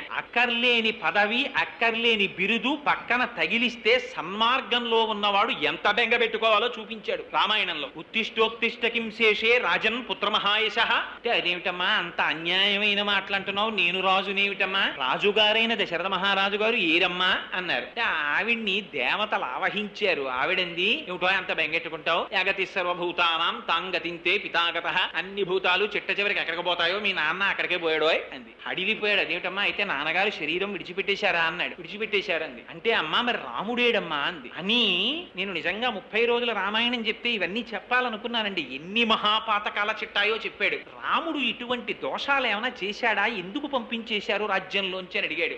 ఆవిడంది, రాముడు అలాంటి దోషాలు ఎందుకు చేస్తాడండి, కైకకి తెలుసు, అలాంటి దోషాలు చేయలేదు, నేనే అడిగేవారా, అడిగి పంపించేశాను రా, నీకు పట్టం కడదామని పట్టాభిషేకం చేసేసుకోంది. భరతుడు అన్నాడు, యావన్న రామం ద్రక్ష్యామి లక్ష్మణం వా మహాబలం వైదేహీం వా మహాభాగాం నమే శాంతిర్భవిష్యతి యావన్న చరణౌ భ్రాతు పార్థివ్యం జనాన్వితౌ శిరసాధారయిష్యామి నమే శాంతిర్భవిష్యతి. మనకెంత అశాంతి కల్పించావమ్మా. సీతారాములు లక్ష్మణుడితో కలిసి ఉన్నారు. ఇప్పుడు ఆ లక్ష్మణుడితో కలిసి ఉన్న సీతారాముల దర్శనం చేసినాడు, నా బతుక్కి శాంతి. లక్ష్మణుడు వెళ్ళాడమ్మా, నాకన్నా వెనక పుట్టినవాడు, నేను రాముడి రాజ్యం పుచ్చుకున్నానా, ఎంత దౌర్భాగ్యుణ్ణమ్మా నేను, ఎంత అపనిందన మీద పారేశావమ్మా. భరించేవాడు భరతుడయ్యాడు. ఆఖరికి ఆ రామచంద్రమూర్తిది సీతమ్మ తల్లిది పద రజస్సు తీసి నా శిరస్సు మీద చల్లుకుంటే కానీ నాకు శాంతి లేని స్థితి తెచ్చావమ్మా. నాకు అక్కర్లేదు ఈ రాజ్యం, ఇప్పుడే వెళ్ళిపోతున్నాను అరణ్యానికి అన్నాడు. అని వెళ్ళి అన్నగారి పాదములు పట్టుకుని అలోమని ఏడిచాడు. రాముడు ఎదురొస్తుంటే లక్ష్మణుడు చూశాడు. కాలధ్వజం కలిగినటువంటి సైన్యం వస్తోంది. అన్నయ్య ఏదో కోలాహలం వినపడుతోంది, శత్రువులు వస్తున్నారేమో, చెట్టెక్కి చూడనా అన్నాడు. చూడబోయ్ అన్నాడు రాముడు. ఆయన నిత్యాగ్నిహోత్రీకుడు, పర్ణశాలలో అగ్నిహోత్రం చేసేవారు రామచంద్రమూర్తి. చెట్టెక్కి చూశాడు, కాలధ్వజం కనపడింది. అన్నయ్య వచ్చేస్తున్నాడు, సీతమ్మ తల్లి లోపలికి పంపించేసి గబగబా మన అస్త్రశస్త్రాలని బయట పట్టుకొచ్చాయన్నాడు. ఏమైందిరా, ఎందుకు తొందర అన్నాడు రాముడు. అంటే అన్నయ్య వచ్చేస్తున్నాడు, భరతుడు సైన్యమంతటితో వచ్చేస్తున్నాడు, బహుశః మన్ని నిర్జించడానికే వస్తున్నాడన్నయ్య, రాజ్యం తీసుకున్నది కాకుండా నిన్ను నన్ను చంపడానికి వస్తున్నాడు, పట్టుకొచ్చే ఈ బాణాలన్నీ అన్నాడు. అంటే రాముడు అన్నాడు కింద నుంచి లక్ష్మణుడి వంక చూసి, లక్ష్మణ నీకు రాజ్యం కావాలంటే భరతుడికి చెప్పి ఇప్పించేస్తాను, కిందకి దిగన్నాడు. పాపం ఇలాంటి మాటలు వినబడగానే నీళ్లు జల్లిన పాలల్లా జారిపోతాడు లక్ష్మణుడు. కిందకి దిగి చేతులు కట్టుకు నిలబడ్డాడు. నిలబడ్డాక రాముడు అన్నాడు, రే ధర్మమర్థంచ కామంచ పృథివీంచపి లక్ష్మణ ఇచ్చాపి భవతామర్థే ఏతత్ ప్రతి శృణోమితే. ఏమి మాటండి ఈ శ్లోకాలు, పటాల మీద రాసి ఇళ్లల్లో పెట్టుకోవలసిన పటాలు. ఇవాళ తమ్ముడికి ఉంచకుండా తినేసే అన్నయ్య, అన్నయ్యకి లేకుండా తినేసే చెల్లెలు. పూర్వం ఒక చిన్న మధుర పదార్థం తీసుకొస్తే ఇంటికి తల్లిలో మాట చెప్పేది, మీ తమ్ముడికి కొంచెం ముక్క గిన్నెలో పెట్టి నువ్వు తిననేది. పంచుకు తినడం చిన్నప్పటి నుంచి నేర్పేవారు. అన్నయ్య రాకుండా నేను తినేనా అమ్మా అంటే, వాడు వస్తే నీకు ఉంచడేవు, నువ్వు తినేయి అన్న. ఇప్పుడు తల్లిదండ్రులు నేర్పుతున్నారు. మన జాతి దౌర్భాగ్యం అలా వచ్చింది. కానీ రాముడు ఏమన్నాడో తెలుసా అండి, ధర్మమర్థంచ కామంచ పృథివీంచాపి లక్ష్మణ చాపి భవతామర్థే ఏతత్ ప్రతిశృణోమితే. లక్ష్మణ నాకు ధర్మం కాని అర్థం కాని కామం కాని ఈ మూడు నేను అనుభవిస్తే ఎప్పుడు అనుభవిస్తానో తెలుసా, నా తమ్ముళ్ళు కూడా అలా అనుభవిస్తే నేను అనుభవిస్తాను. నా తమ్ముళ్ళకక్కర్లేని సుఖం నాకు అక్కర్లేదు, వాళ్ళకి లేని సుఖం నేను పొందను. అందుకని భరతుడు నిజంగా అలాంటి వాడు అనుకుంటున్నావా, వచ్చాక చూపిస్తాను, నువ్వు ఏమడిగితే అది తృణప్రాయంగా వదిలేస్తాడు భరతుడు.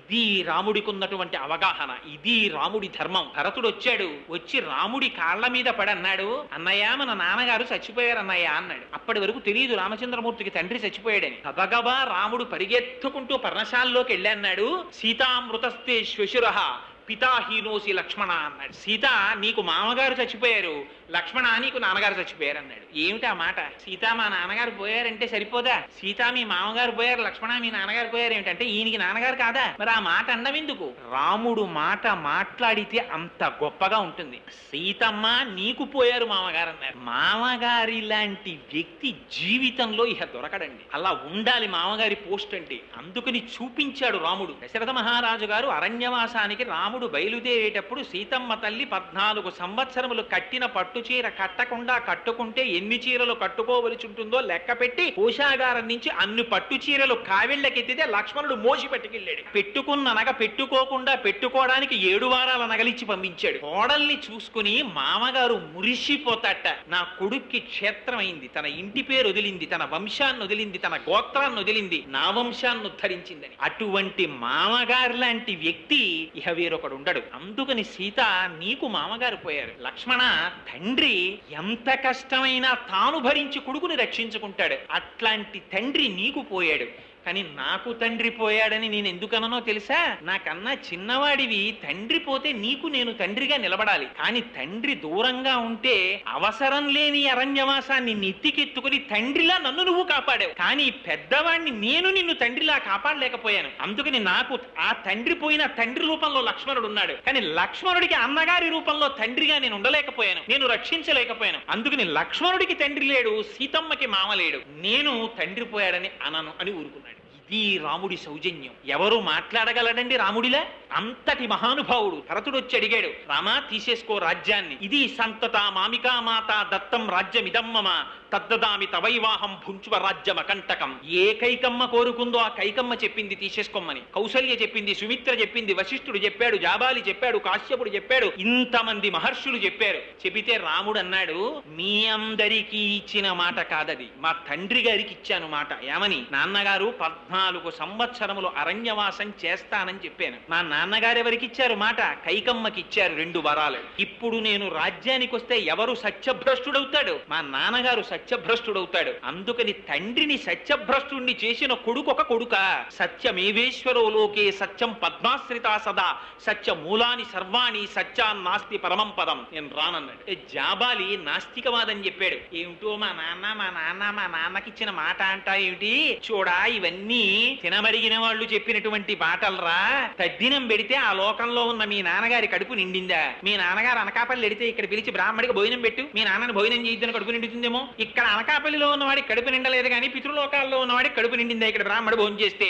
ఏదో వాళ్ళు ఇవన్నీ పెట్టారు, ఉట్టి మాటలు నమ్మక రామా అన్నాడు. పితృలోకం ఏమిటి, దశరథుడు ఏమిటి, తండ్రి ఏమిటి? ఏదో ఆయనకి మీ అమ్మాయితో కామం కలిగింది, వీర్యాన్ని నిక్షేపించాడు, నువ్వు పుట్టావు. ఇప్పుడు తండ్రి తండ్రి తండ్రి తండ్రి నిన్ను కందామని మీ అమ్మతో ఏం సంగమించాడు ఏమిటి ఆయన? అందుకని ఇలాంటి పిచ్చి పెట్టుకోకు, రాజ్యం పుచ్చుకో అన్నాడు. అంటే రాముడు అన్నాడు, ఇంత నాస్తికుడవని తెలిసి నీలాంటి వాణ్ణి మా నాన్నగారు ఎలా పెట్టుకున్నారు పురువులో అని అడిగాడు. నీపాటి ధర్మం నాకు తెలియక కాదు, నీ కంటితో చూసింది నిజం కాదు, వేదం చెప్పింది ప్రమాణం. తద్దినం ఎందుకు పెట్టాలో కూడా రాముడు చెప్పాడండి. వేదంలో చెప్పారు, ఇక్కడ కొడుకు తన చేతితో నీటిని విడిచిపెడితే అది పితృదేవతల యొక్క దాహం తీరుస్తుందని. వేదం ఏం చెప్పిందో అది ప్రమాణం, నువ్వు చెప్పింది ప్రమాణం కాదు.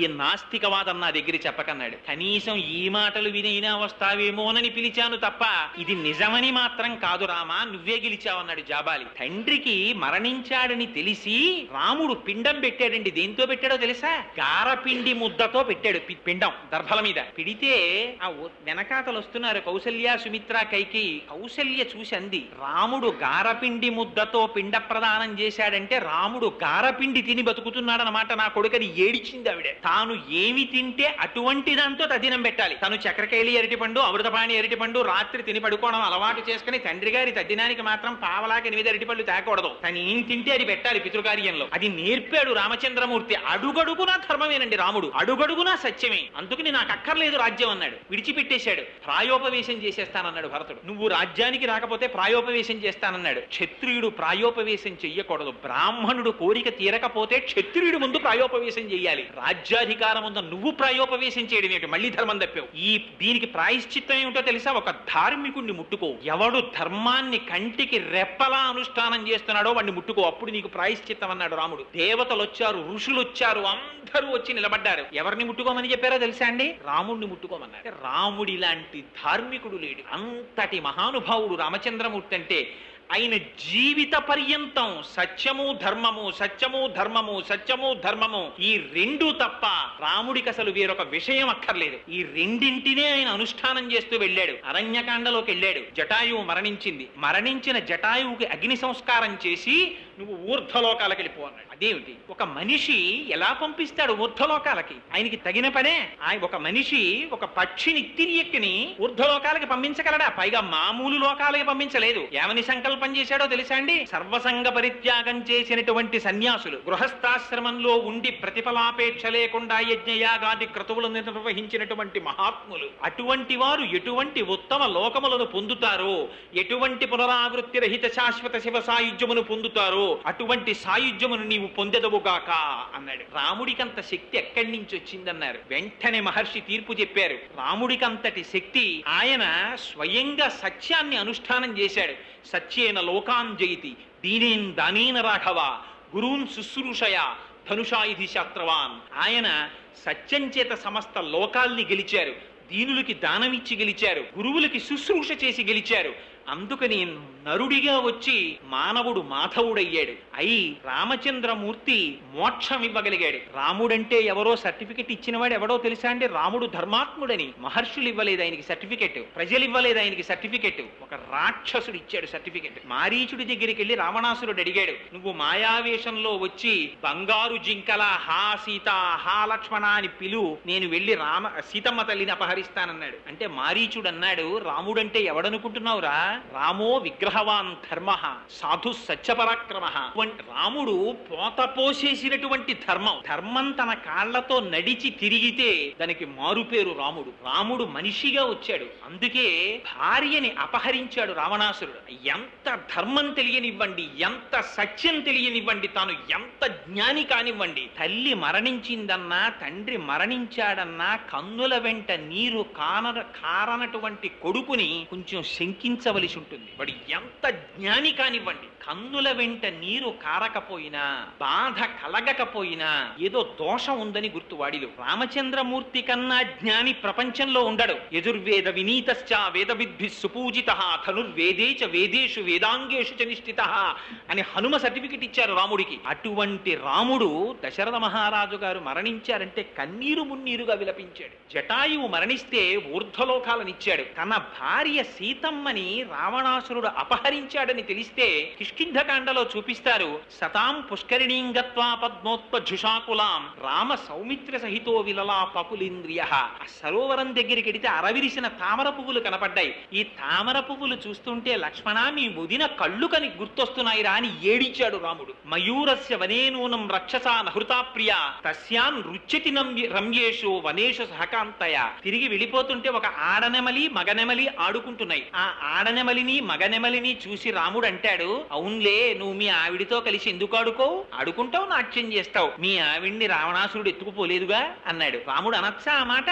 హనుమ అంతటి వారు నవ్వుకునేవారు. మాల్యవత్ పర్వత శిఖరాల కిందకొచ్చి ఏమిటో పెద్ద రాముడు అంటారు, వశిష్ఠ మహర్షి శిష్యుడు అంటారు, విశ్వామిత్రుడి దగ్గర ఉపదేశం పొందాడంటారు, మొగాడికి పెళ్ళైతే ఇలా ఉంటాడులా ఉంది, ఎప్పుడు హాసీత హాసీత హాసీత అంటుంటాడని నవ్వుకునేవారట. అదే హనుమ శిశుపావృక్షం నుంచి సీతమ్మ తల్లిని చూసి అన్నారు, రాముడు నిజంగా రాముడా? దుష్కరం కృతవాన్ రామ. సుందరకాండ. దుష్కరం కృతవాన్ రామ యయిమాం మత్తకాశినీం సీతాం వినా మహాబాహు ముహూర్తమపి జీవతి.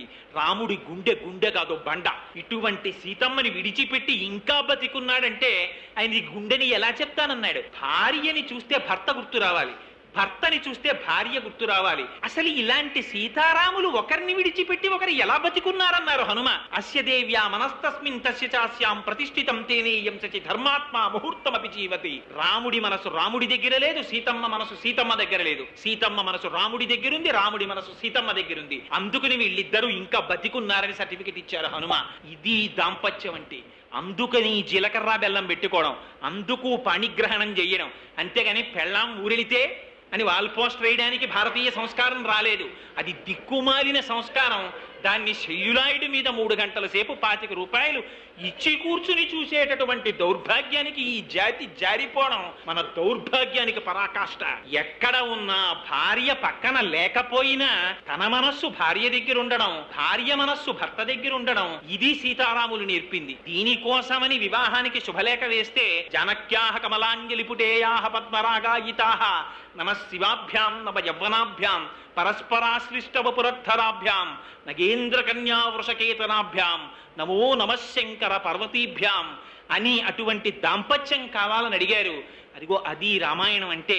ఒక్క శ్లోకం చెప్పి పూర్తి చేసేస్తాను, ఎందుకంటే నేను ఇలా చెబుతూ వెళ్ళిపోతే మిమ్మల్ని ఇబ్బంది పెట్టాలని నేను అనుకోవట్లేదు మహాప్రభో. మేము తెరగా దొరికాం కదా అని అన్యోపదేశ వేళాయాం సర్వే వ్యాస పరాశరాహ అని ఒక సూక్తి వినేవాడు దొరికితే ప్రతివాడు వ్యాసుడు పరాశరుడే. అందుకని వీడు మమ్మల్ని ఇలా చిత్రవద పెట్టేస్తున్నాడు ఏమిటి, ఏదో పిలిచాం కదా అని అనుకోకండి. ఒక్క శ్లోకం చెప్పి పూర్తి చేసేస్తాను. యుద్ధకాండలో లక్ష్మణుడు ఇంద్రజిత్తుతో యుద్ధం చేస్తున్నాడు. ఎన్ని అస్త్రములున్నాయో అన్నీ ప్రయోగించాడు. కానీ అన్నిటినీ కూడా ఉపసంహారం చేస్తున్నాడు ఇంద్రజిత్. ఆలస్యం అయిపోతోంది. పక్కన ఋషులు కూడా వచ్చి నిలబడ్డారు. నిలబడి చిట్ట చివర లక్ష్మణుడితో ఒక మాట చెప్పారు. లక్ష్మణ, ఇంకా ఆలస్యం చెయ్యకు, తొందరగా నీ ధనస్సులోకి బాణాన్ని సంధించి విడిచిపెట్టి ఇంద్రజిత్తుని సంహరించు, లేకపోతే వాడి బలం పెరిగిపోతుందన్నారు. ఏ అస్త్రాన్ని ప్రయోగించాలో లక్ష్మణుడికి అర్థం కాలేదు. ఒక అగ్నిహోత్రం లాంటి బాణాన్ని తీసి ధనస్సుకి సంధించాడు.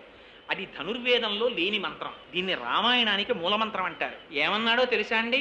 ధర్మాత్మ సత్యసంధశ్చ, యుద్ధకాండ. ధర్మాత్మ సత్యసంధశ్చ రామో దశరథిర్యది పౌరుషేచా ప్రతిద్వంద్వశరైనం దహిరావిణం. మా అన్న రాముడు ధర్మాత్ముడైతే, సత్యసంధుడైతే, ధర్మాత్మ సత్యసంధశ్చ రామో దశరథిర్యది, రాముడు దశరథ మహారాజు గారికే కొడుకైతే, పౌరుషేచా ప్రతిద్వంద్వ, నేను విడిచిన బాణం చేత ఇంద్రజిత్ సంహరింపబడుగాక అని విడిచిపెట్టాడు బాణం.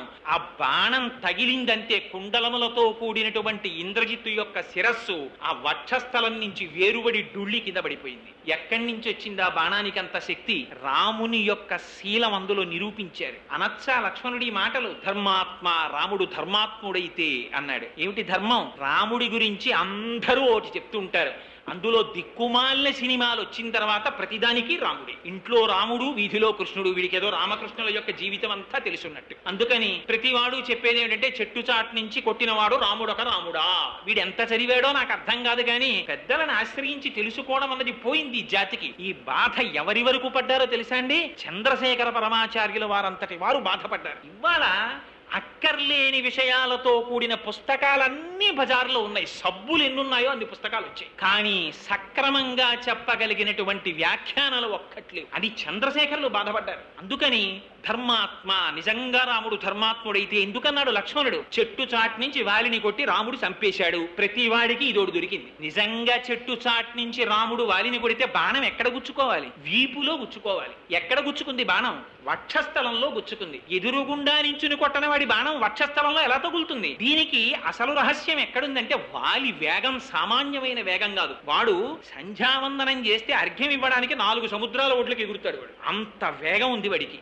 ఆ వేగానికన్నా కూడా ఎక్కువ వేగం కలిగిన బాణం వెయ్యగలిగిన సమర్థత రాముడికి ఉందో లేదో చూశాడు సుగ్రీవుడు. అందుకని రాముడు కనపడగానే నేను చంపేస్తాను మీ అన్నయ్య అన్నాడు. అలా అంటే నమ్మలా సుగ్రీవుడు. ఏమిటో నువ్వు అలా చెప్పేస్తున్నావు, కానీ మా అన్నయ్య దుందుబిని చంపేశాడు, అదే ఈ కళేబరం, దీన్ని చిమ్ము చూస్తానన్నాడు. కాలి బొటన వేలుతో ఎత్తి విసిరాడు రాముడు. అయినా నమ్మలేదు. అది అప్పుడు చంపినప్పుడు రక్తమాంసాలతో ఉంది, ఇప్పుడు ఎండిపోయింది, దీన్ని చిమ్మామనుకో, కానీ ఎండిపోయింది, లెస్ వెయిట్ కదా, విసిరేశావు. ఇంకొక పరీక్ష, మా అన్నయ్య ఏం చేస్తాడంటే ఈ సాల వృక్షాన్ని ఇలా అంటాడు, ఆకులు రాలుతాయి, అది చూశావా అన్నాడు. అంటే రాముడు అన్నాడు, అదే కదా నీ బెంగ, చూడని ఓ బాణం తీసి కొట్టాడు. 7 సాల వృక్షాలని ఛేదించి పాతాళ లోకానికి వెళ్ళి పైకొచ్చి మళ్ళీ లిప్త కాలంలో ఆ తుణీరంలోకి వెళ్ళిపోయింది బాణం. ఇవన్నీ చేశాక నమ్మాడు. ఏమిటి? సుగ్రీవుని నమ్మించడానికి రాముడు ఇంత రిహార్సల్ పాపం. ఇప్పుడు నువ్వు కొట్టచ్చు రా అన్నాడు. అని వెడితే వాలి వేగం కన్నా రామబాణపు వేగం ఎక్కువ. ఆ రామబాణ వేగాన్ని వాలి చూడలేదు, వచ్చేసి నాటేసింది వక్షస్థలంలో. అందుకని రాముడు ధర్మం తప్పలేదు, చూపించింది యుద్ధకాండలో. ధర్మాత్మ సత్యసంధశ్చ, రాముడు అబద్ధం ఆడాడన్నారు. పట్టాభిషేకం నిర్ణయించిన తరువాత మరునాడు ఉదయం అరణ్యవాసానికి రామచంద్రమూర్తిని రథమెక్కించుకుని సుమంత్రుడు తీసుకెళ్లిపోతున్నాడు. ఓ ప్రోటోకాల్ ఒకటి ఉంటుంది. దాంట్లో రాజుగారు ఉత్తరీయం జారిపోతుండగా గవాక్షంలోకి వచ్చి అరవకూడదు. కానీ దశరథ మహారాజు గారు కొడుకెళ్ళిపోతున్నాడన్న బెంగతో బయటికి వచ్చి రామ ఆగు ఆగు అంటున్నాడు. రాముడు ఆగట్లేదు. తన కింద పని చేస్తున్న సుమంత్రుడు రథం తోలుతున్నాడు. సుమంత్ర రథం ఆపు అన్నాడు రాజు దశరథుడు. సుమంత్రుడు సేవకుడు, రథం ఆపాలి. ఆపుతున్నాడు సుమంత్రుడు. రాముడు అన్నాడు, రథం నడుపు అన్నాడు. సారథి లోపల కూర్చున్న రథి మాట వినాలి. లోపల కూర్చున్న నీ మాట విననా, మహారాజు దశరథుడి మాట విననా అంటే రాముడు అన్నాడు, లోపల కూర్చున్న రథి మాట వినాలి, సారథి నడుపు అన్నాడు. సరే ఇప్పుడు నడుపుతాను, కానీ రేపు తిరిగి వచ్చాక మీ నాన్న ఉరే రథం ఆపరా అంటే ఎందుకు ఆపలేదని అడిగితే ఏం చెప్పనన్నాడు. రథ చక్రాల చప్పుల్లో నువ్వు అసలు అరిచింది నాకు వినపడలేదని చెప్పన్నాడు. మరి అబద్ధం చెప్పడం ఓటి, చెప్పించడం ఓటినా? మరి అబద్ధం చెప్పలా రాముడు అన్నారు. కానీ ఇక్కడ ఒక ధర్మ సూక్ష్మం గుర్తించాలి. రాముడు తండ్రి మాటకి, ఆ చిన్న మాటకి కట్టుబడి రథం ఆపితే ఇహ దశరథుడు అరణ్యవాసానికి వెళ్ళనివాడు. వెళ్ళకపోతే తండ్రి సత్యభ్రష్టుడైపోతాడు. చిన్న అబద్ధం చెప్పి పెద్ద సత్యాన్ని ఆవిష్కరించాడు కనుక అది సత్యం కిందకు వస్తుంది, కానీ అసత్యం కిందకి రాదు. అందుకని ధర్మాత్మ సత్యసంధశ్చ రామో దశరథిర్యది, రాముడు దశరథుడి కుమారుడైతే.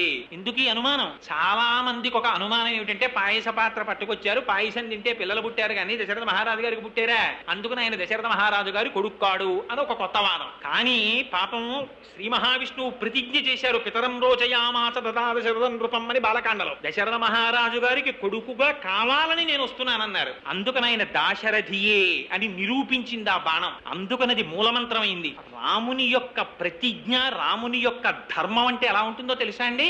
సముద్రపుటొడ్డున కూర్చుని ఉండగా విభీషణుడు వచ్చాడు, ఆకాశంలో నిలబడ్డాడు, శరణాగతి చేస్తున్నాను, నన్ను తీసుకోమన్నాడు. అంటే వానరులు, హనుమంతుడు, సుగ్రీవుడు అందరూ అన్నారు, వద్దు, శత్రుపక్షంలో వాడు, రావణాసురుడి తమ్ముడు, ఆయనకి శరణాగతి ఇవ్వకండి అన్నారు. రాముడు అన్ని విని చిట్ట చివరికి అన్నాడు, మీకు చిన్న కథ చెప్తాను వినండి. పూర్వకాలంలో ఒక చెట్టు మీద 2 పక్షులు ఉండేవి. ఆ 2 పక్షులు కలిసి కిచకిచలాడుతూ సంతోషంగా ఉన్న సమయంలో ఒక బోయవాడు చెట్టు కిందకు వచ్చాడు. ఒక బాణం పెట్టి ఆడపక్షిని కొట్టాడు. ఆడపక్షి కింద పడింది. మగపక్షి చూస్తూ ఉండగా ఆ ఆడపక్షి యొక్క పీక నులిమేశాడు. ఆడపక్షి మరణించింది. దాన్ని తన బుట్టలో వేసుకుని పట్టుకుపోయాడు. కాల్చుకు తినేశాడు. దీన్ని మగపక్షి చూసింది. ఏడుస్తూ పైన గిరికీలు కొట్టింది. మళ్ళీ వెళ్ళి చెట్టు మీద వాలింది. కొంతకాలం అయిన తరువాత ఇదే బోయవాడు ఆకలితో అలమటిస్తూ అడవికి వచ్చాడు. హోరున వాన కురిసింది. ఒక చెట్టు మీద కూర్చున్నాడు. చీకటి పడిపోతోంది, స్పృహ తప్పిపోతోంది, ఆకలి. నడవలేక నడుస్తూ ఈ మగపక్షి ఉన్న చెట్టు దగ్గరికి వచ్చాడు.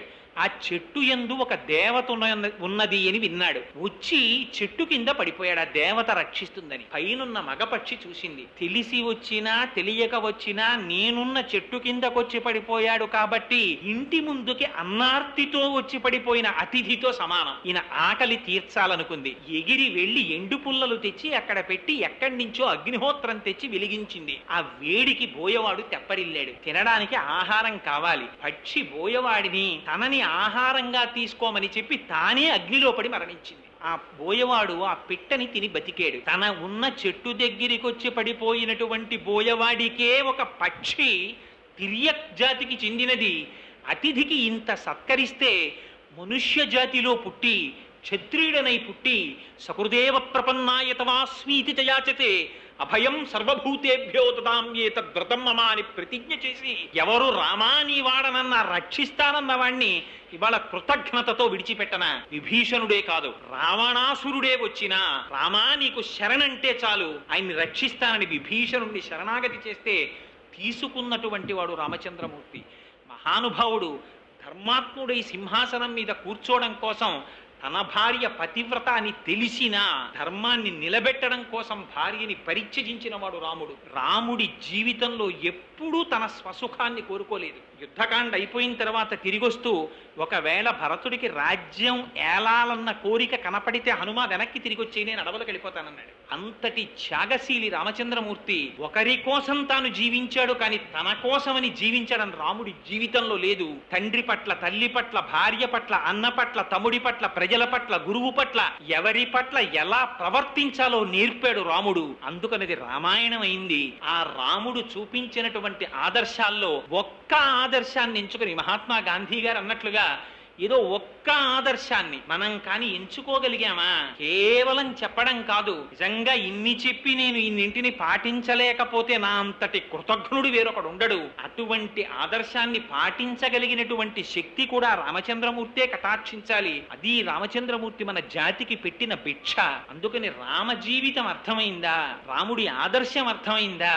ఒక మనిషిగా మనం ఎలా బ్రతకాలో మనకు అర్థమవుతుంది. అందుకే నేను మొదటే చెప్పాను, రామాయణం ఎంతకాలం ఉంటుందో అంతకాలమే మానవ జాతి ఉంటుంది. నేను అప్పుడప్పుడు శ్రీభాష్యం అపలాచార్య స్వామి వారికి ఫోన్ చేస్తే ఆయన ఫోన్లో అంటుంటారు, స్వామి సుందరకాండ చెప్పానండి మొన్న అంటే, కోటేశ్వరరావు తప్పకుండా చెప్పబోయ్, రామాయణం ఎప్పుడు భూలోకం మీద చెప్పబడదో ఆనాడు ఇహ మానవత్వం ఉండదు. మానవత్వం కోసం రామాయణం ప్రవచనం జరగాలి, తప్పకుండా చెప్పు నాయన అంటుంటారు. మహర్షి సదృశులు కనుక, వాల్మీకి వంటి స్థితిని పొందినవారు కనుక ఆ మహానుభావుడంతటి మాట అనగలిగారు.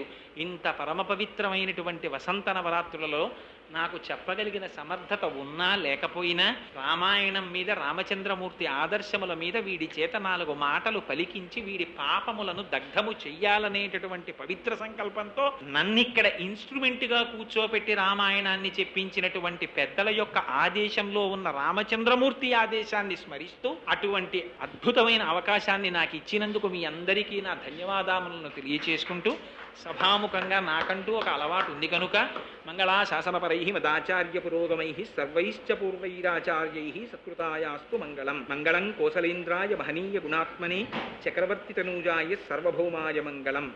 ఉమాకాంతాయ కాంతాయ కామితార్థప్రదాయినే శ్రీగిరీశాయ దేవాయ బలినాథాయ మంగళం. కరచరణకృతం వా కర్మ వాక్కాయజం వా శ్రవణనైనజం వా మానసం వాపరాధం విహితం వా సర్వమేత్తక్షమస్వ. శివ శివ కరుణాబ్ధే శ్రీ మహాదేవ శంభో. సర్వం శ్రీ ఉమామహేశ్వర పరబ్రహ్మార్పణమస్తు. స్వస్తి.